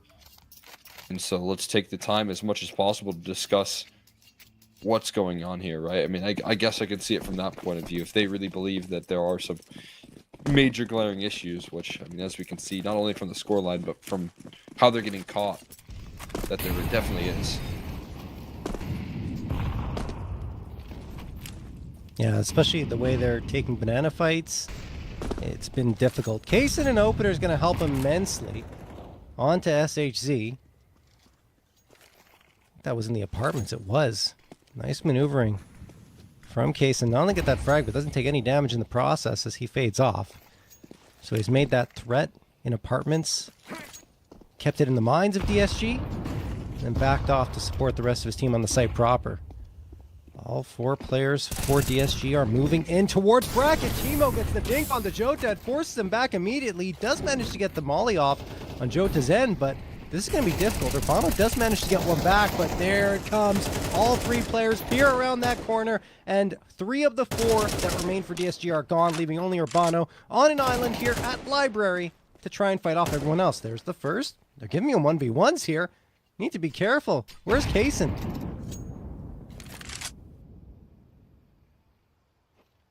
More room for any more isolated efforts. I'm going to be recovered. Oh, God. Complete miss. This is so scary. From range with the 5-7 bomb recovered. Kaysen goes swinging again. Oh, my God. That could have been so much more costly, but managed to evade disaster at that point. That was scary, to say the least, on Bestia's side. I mean, you see Kaysen and Noxy, they look like they're on different servers, honestly, with the way they're not really coordinated. Compared to the first map, where everything was going well for Bestia here, it looks so uncomfortable, so disjointed in every single engagement. 7th round of play. Kaysen holding up Banana this time. Dodges the util very effectively, but that Malto's going to land right at his feet, fires a shot off, can't connect with a frag, and Luchov is gone. Urbano takes care of that. And now this B side is a little bit lighter. Kaysen, lucky to be alive, takes a bullet to the dome from an AK, but it happens to go through the wall, so he's okay. And gets the frag to boot. That will help calm things down in a round that could have again fallen away towards this B site. Kaysen's a tank, man. Yeah. Survive some of these shots. Absolutely ridiculous. Hanging in there. His teammates be able to show up as much here. That's a great bit of contact taken by Jota. Thomason left to do it all, though. Left to his own devices. Teammates a little bit further removed. That flashbang is good at buying time. He avoids the next flashbang. He finds 4. And that is exactly why they trust this guy to lock down a site, because that is what he's capable of. I mean, down to his last bullet there. I'm not sure if that was with 1 magazine or not. I don't think he got a reload off. don't think he had time to, right? No, no way, no way. That's one bullets here. magazine. 20 bullets, as efficient as you can possibly be. 4 frags, 1 magazine from the A1S, and Bestia get a second. That's an impressive play. We can't take that away from Thomason at all. Great maneuvering, isolating the 1v1s for himself, and just getting some good flicks to boot. All right, Thomason, what more can you do here? Nox, he's completely blinded and finished off by Urbano. Put out of his misery, so to speak. Urbano at 18 HP. Needs to be careful here on Banana because a wayward nade will take care of business. Luchov above the smoke gets 1 and the second, maybe the third too. Yes, he's good for it. Kaysen supporting, ensures that Jota can't even get the trade, and it's a complete shutdown as soon as DSG try to get up Banana. Barton gets 1 on the tail end, but it won't matter. Bestia are back into this. And think about, for the small investment of 3 timeouts utilized, look at the way that they start to join forces. Maybe, you know, not even necessarily the cleanest of rounds here, the cleanest of situations in some of these, you know, rounds here and there, but still, you know, I think so worth the investment when it comes down to how they've looked so much better. And these last couple have been able to answer the call. Last couple of rounds, this is much more like it coming through from this CT side. A little bit of coordination goes a long way, and taking some time and figuring out how they were going to get to that point was so worth it.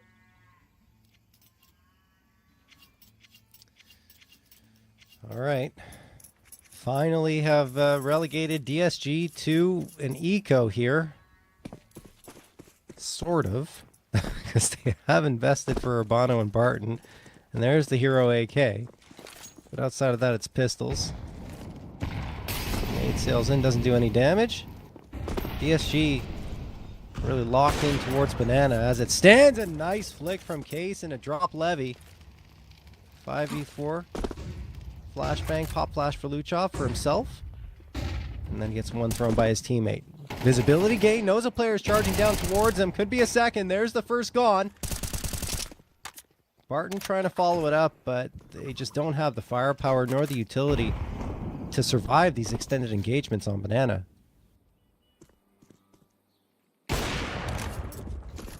Jason just keeps on sniping away here.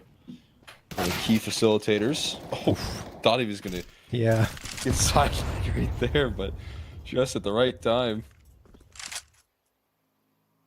Devastating headshot rollout.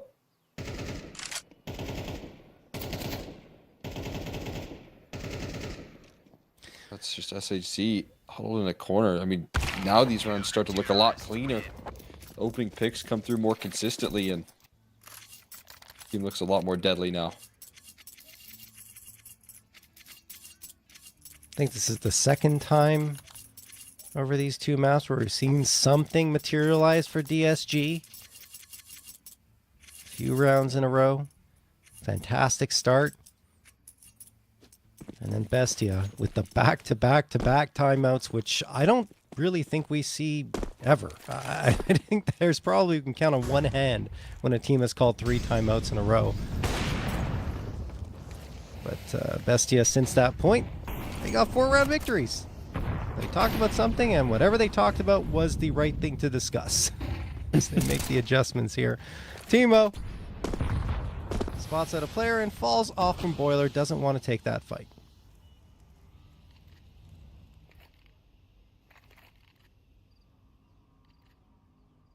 Got this team kicked into high gear now.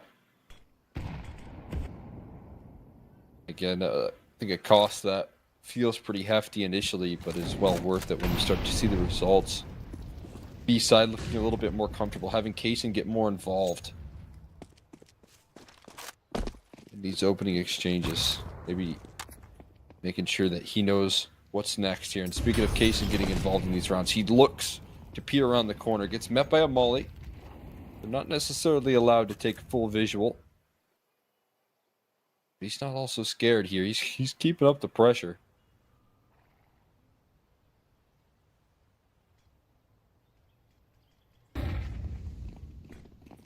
See, Chubby overlooked completely, but he doesn't play it very well. Timo falls afterwards. Luchov and Thomason trying to pop off, and they do, trying to be the heroes after things looked like they were falling apart. What looked bad is now a 3v2 in favor of Bestia. They do lose Luchov. But Thomason, perfect timing on the bomb planter. He flicks around to get the other player, and then it's Kaysen to find Barton. I thought he was locked in on the bomb planter, Cole, but that's an insane flick to keep things alive for Bestia. I mean, yes, they get the round. I do want to talk about something quickly, though, Cole. Just the fact that Noxie comes out at that moment, it just doesn't make any sense. No one was really looking for him. He could have waited a little bit longer, and instead tries to take the initiative, and because he does, he gets nothing. Jeez. But a fantastic recovery for Bestia. yeah. I mean, that's unbelievable from Thomason, who just felt like he was... His lack of making a decision should have cost him everything. Yeah. You can't switch up that late, only if you have perfect aim like that, but... Oh my god. I mean, yeah, I'm with you. The decision-making there should have cost him a whole lot more. Ends up just being around that they can barely escape. I mean, we saw those rounds go the way of Bestia on Nuke, right? And for DSG, after having gotten that hot start, to see Bestia get 5 in a row and to win that 5th in that fashion has to bring back memories that they don't want to have in their minds. Luchov waits for the flash to come through, throws the smoke, pops around the corner, gets nothing but damage, and Noxie's going to try and capitalize off that damage. Finally does. His second and third frags come through, pulls out the pistol, continues to spam, and they can't find him. He gets 2 through the smoke. 4K for Noxie. Is the ace going to come into his hands this time is the question, but, I mean, they want to get the round victory, so I'm not sure they care too much. They will give Noxie a crack at it. And Levy's around that corner. Doesn't want to take the fight just yet. And Kaysen will get it. So no ace for Noxie, but what a play. Oh my god, capitalizing on all that damage right there. So many just tantalizingly low HP bars. So low. And eventually those kills had to have started to flood on through, and they do in the most devastating fashion. Bestia still picking up a flawless half since the scary situation that they were in, down 0-5. Yep. 6 rounds in a row now. So can't commend them enough for the decision to do what they have to do. And so in a kind of desperate moment as well, I highlight, I think it's always worth talking and taking time to use those timeouts. I think a little bit of an underutilized thing in Tier 2 Counter-Strike that I think Bestia do better than a lot of teams. I think it's just the fact is they go all in on their timeouts, right? Which we sometimes criticize teams for not calling 1, but they called 3 because they wanted to be sure they had the time to discuss the changes that needed to be made.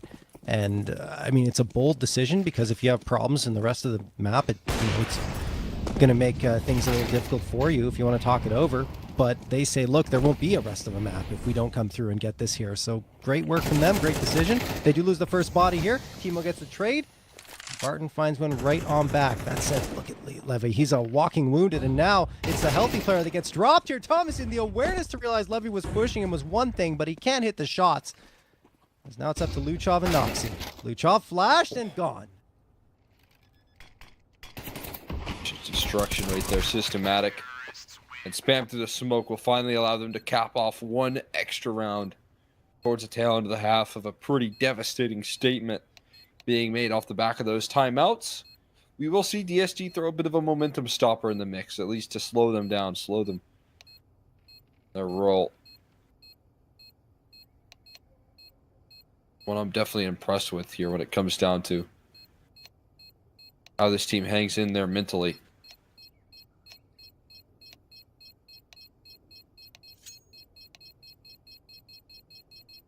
Now we'll see what the T side has in store for Bestia, because if you look at their last 3 matches, the losses that they've had against 9Z, 5 rounds T side, against Shinden, 1 T side round, and then against the Red Canids, they had 6. So, I mean, looking at the scoreline now, if you take all of those T side performances on each of those previous 3 ones, that won't be enough for them to come through with a win here on Inferno. So they're going to need more than that, and no timeouts to build up any type of strategy if things don't go right off the first of the first go.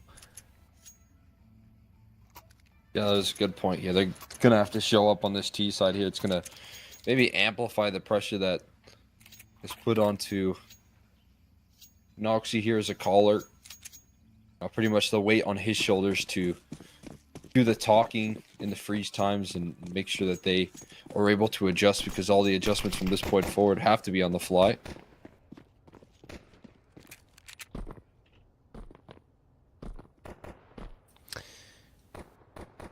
Odds still heavily favoring Bestia. But this one could get very dicey for them. We'll see.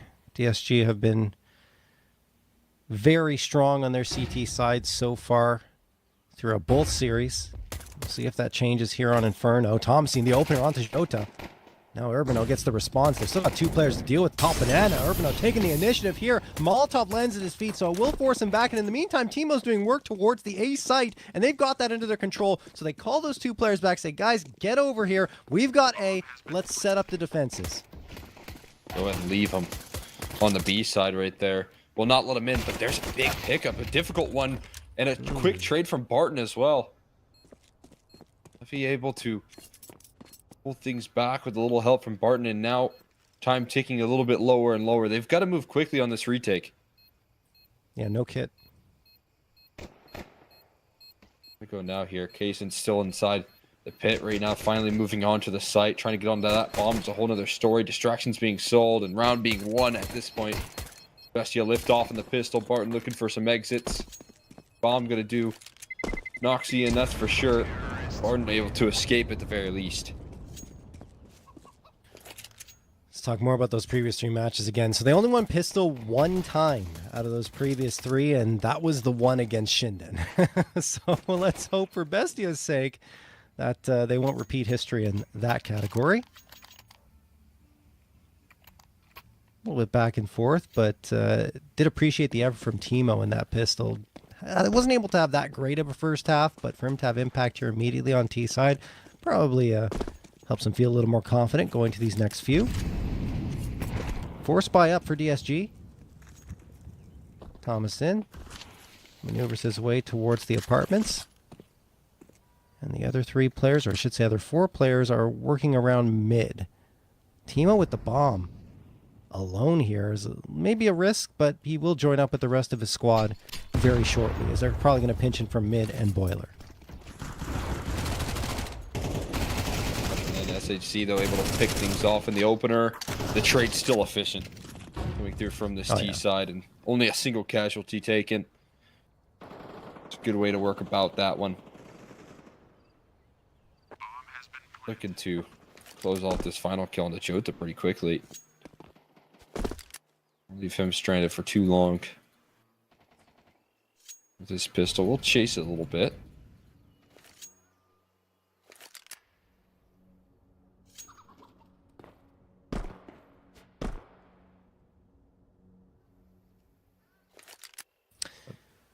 Yeah. Impressed to see Bestia's diligence here on these anti-ecos. That's what they need to bring to the table. No question marks about how they work through these rounds. Absolutely agree with you. I was going to say pretty much the same thing. You know, history won't repeat itself as with what we saw up against Shinden when they were unable to deal with the force buy. Everything fell apart, and after that point, they lost 11 rounds in a row. So this time, absolutely not going to happen. Very methodical about the way they went about things. It will be an 8th round secured quite handily. Not to mention that now they go on to the anti-eco, and while there will be a Deagle in the mix, that's probably it. I imagine that everyone else wants to keep the money healthy, especially Levy, wants to get that AWP up sooner rather than later. So Bestia should cruise their way to a 9th. You never know what can happen.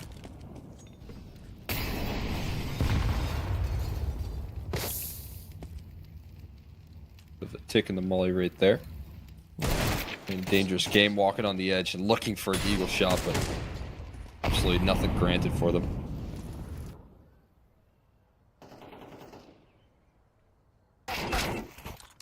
Oh, Levy catches Thomas and looking the wrong way. That's an upgrade to an AK because no one else is in the vicinity. Or Galil, I should say, as Levy grabs that off the ground. Thing is, B site's open, so I imagine that they're just going to save that Galil because they're completely out of position to try and go for a retake and don't even have the firepower to think about it.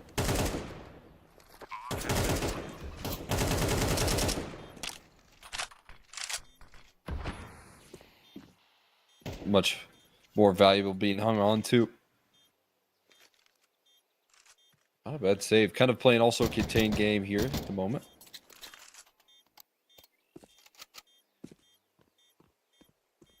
Bestia moving on up to 9 here, even despite the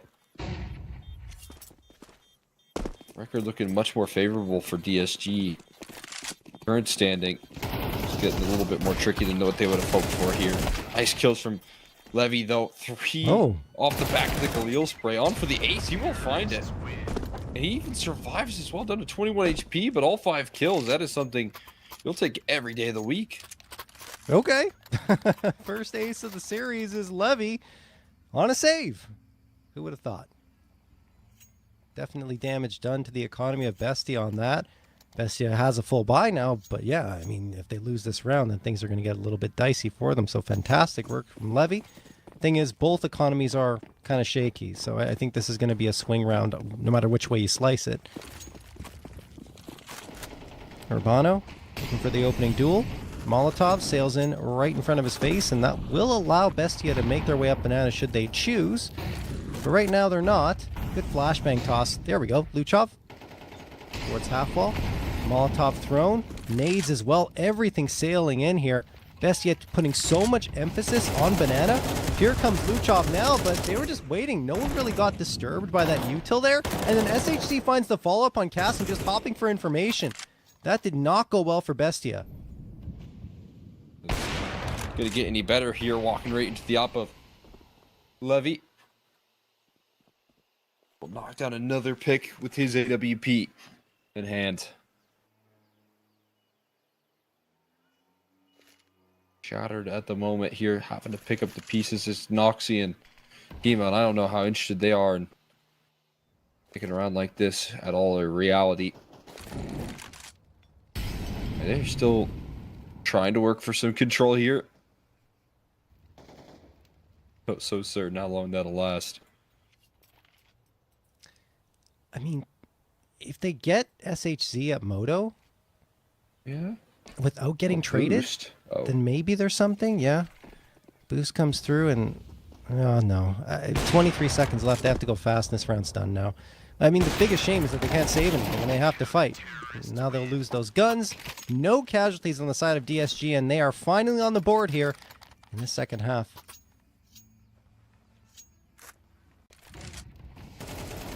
Looking incredibly sharp, much more coordinated out of the get-go from the banana hold here for this CT side as well. Just something that we talked about, you know, kind of took Bestia 3 timeouts, and that ace now is going to be amplified pressure. The economy here. That's coming up. It's going to do a world of hurt to the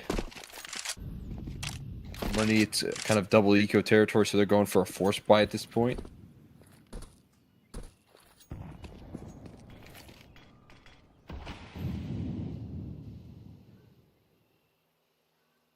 I have a tough time cracking through these AKs that have been picked up now on the CT side. Yeah, but only one player at B. So if they snowball down banana, Urbano's going to have to get a crazy spray down. Otherwise, they'll have control of the B site. We'll see here. Smoke, not sure if that was the intention, but I guess it does the job in terms of its position. Bestia. Yeah, look, they are heading towards B.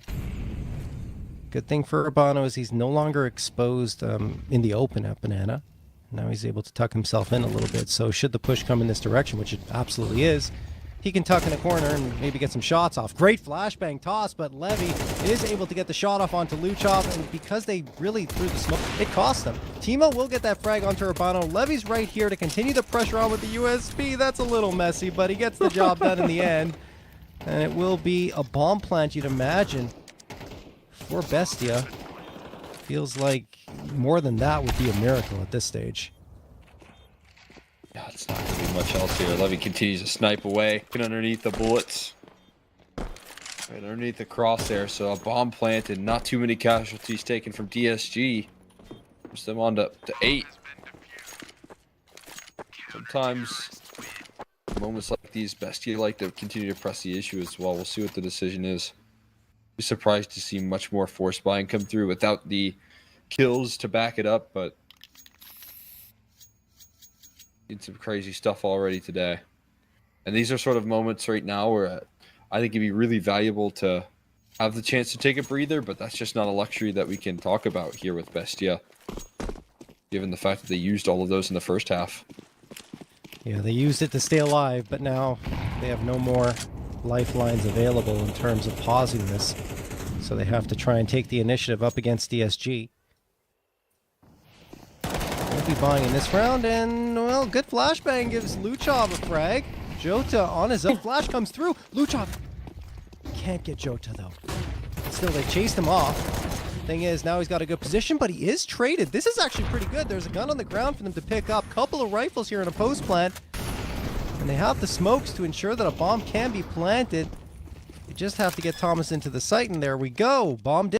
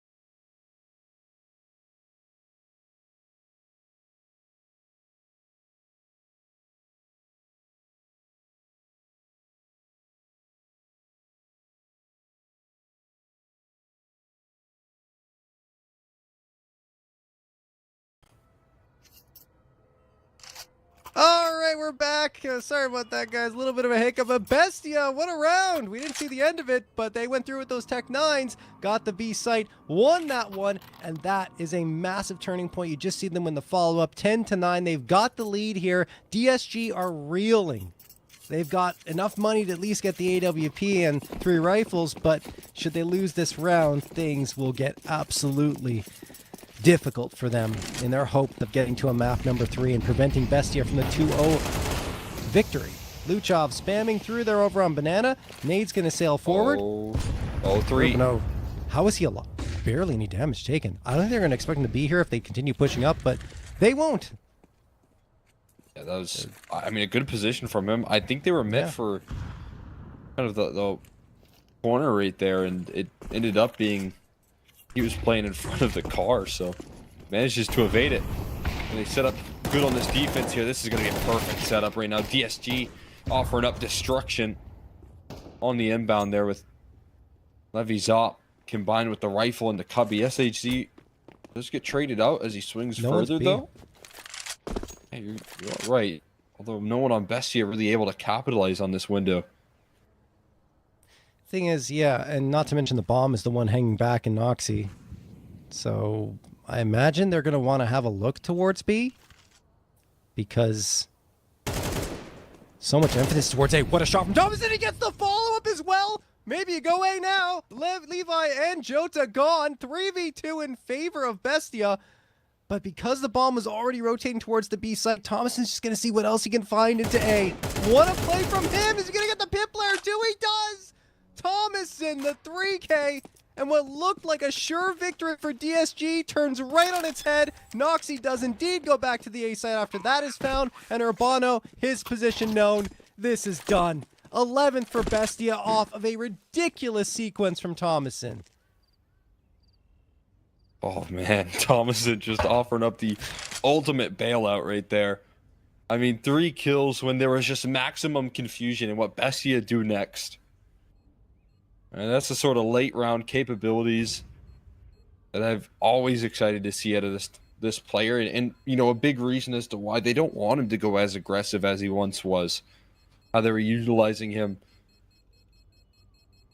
back in the day here. You want him to be able to stretch his legs, figure out what the play is, how to catch your opponent by surprise, because that is one of his specialties here.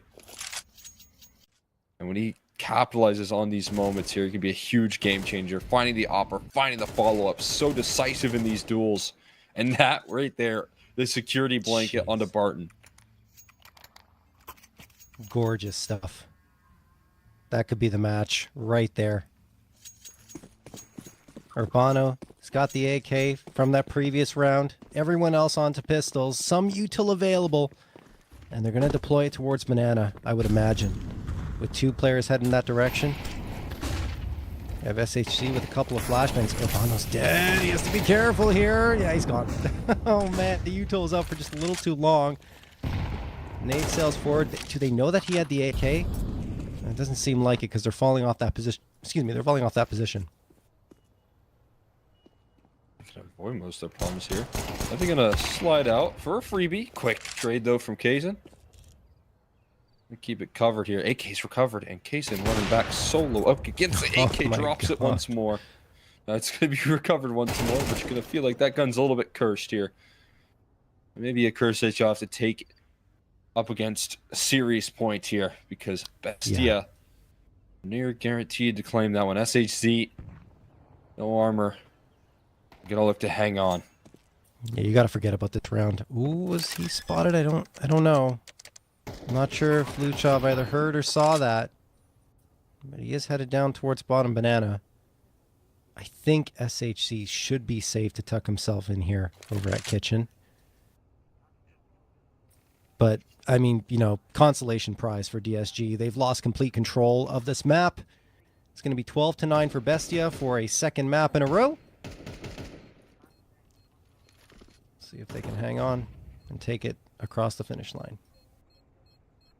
Oh, excuse me, it was 12-8 previously. Close enough.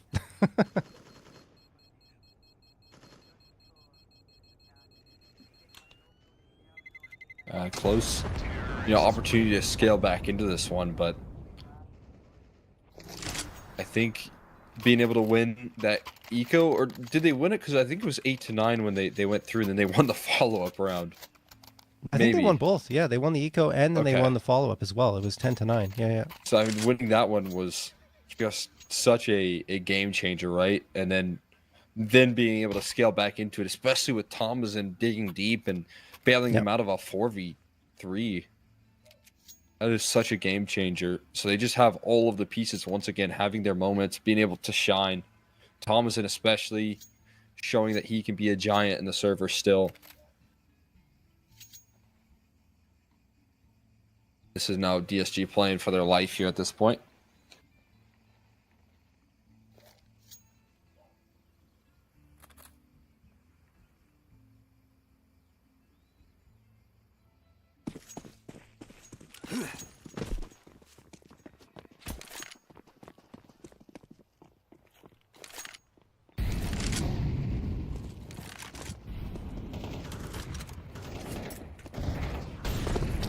All right, here we go. Last chance for DSG. Kaysen moves up. Ooh, dangerous timing here. We'll see if it works out. SHC going in, looking for a fight. Levy on top of the roof. Thomason Come out. Oh, yeah, he does. He gets taken down by Levy. Trade comes in, actually not on Levy or SHC, but Kaysen does get Levy in the end. Shotgun hopping. 2K for him. Teemo's already in the pit. That could be problematic for SHC, although he does get Kaysen. He can't find Teemo. And Teemo tapping away, hits the headshot onto Urbano, although he missed a couple. He capitalized in the end. Jota, 1v3 required to keep DSG in it, and he won't even get close. Through the smoke, he's gone. And BESTIA get the 2-0 victory. Yeah, they are able to answer a lot of the questions. I mean, again, I want to highlight some of the key moments that this team had to play up against right here. And that is the 3 timeouts that we watched play out right there in regulation in that first half. Back to back to back, calling these out. It's a rare occurrence right now in any team. And being able to bounce back midway through a half, understanding that there are some challenges that they had to patch up right then and there. They got those challenges. They were able to coordinate those B-side defenses, find opening picks, trust that Kaysen can provide some extra coverage. I think all of those details are what makes BESTIA so impressive and what makes this team so passionate. So a very cool victory in particular, in them trying to recover what was once a stronghold of their map pool in Inferno. Absolutely. And I mean, you talked about it really well, Cole, honestly, like the 5-0 lead that was there, the 3 timeouts called, that's the key. And while they don't have any timeouts to call on their T side, they get the pistol round and the follow-up afterwards. I think that's what really helps them absorb a little bit of a shaky middle in that second half and then capitalize on Nico, and then they just take it right to the finish line. So beautiful stuff from BESTIA. They do qualify for the playoffs along with the Red Canids from Group A. And let's check out that bracket just to see, again, how it all went down. And yeah, I mean, Red Canids were pretty clean, 2-0 against SELVA, 2-0 against BESTIA to make it to that to the playoffs. And then BESTIA, a little bit more of a rocky road, but let's say up against DSG, that this one, despite looking a little bit scary at moments on Inferno, they're still able to prove that they are one of the top teams in South America right now. Yeah, absolutely. I think that is definitely the case. And I think when you look at this team heading into now playoffs, they're going to have more to prove in the mix as well. I think, you know, whenever BESTIA is in the playoffs, they're always in contention. They're always in the running for, you know, claiming a title here or there. So expectations are high. I also think Red Canids, with their new look roster, are much more improved. And this isn't just like them topping the charts because they had a hot streak. I think this is genuinely a result of finally doing some good team building here. So excited to see them play on as well. Yeah, like coldzera and venomzera are looking great on that roster. I think the roster as a whole, it has impressed me. Although I feel like they're still trying to get things going chemistry-wise and coordination-wise there. It's starting to happen, and I feel like they could become a legitimate threat as well, maybe more so than they've ever been in the past. But anyway, that's going to wrap things up here, guys, for Group A. Group B still has yet to be played, but tomorrow that will get started. For now, we are signing off, and we hope you guys have an amazing night.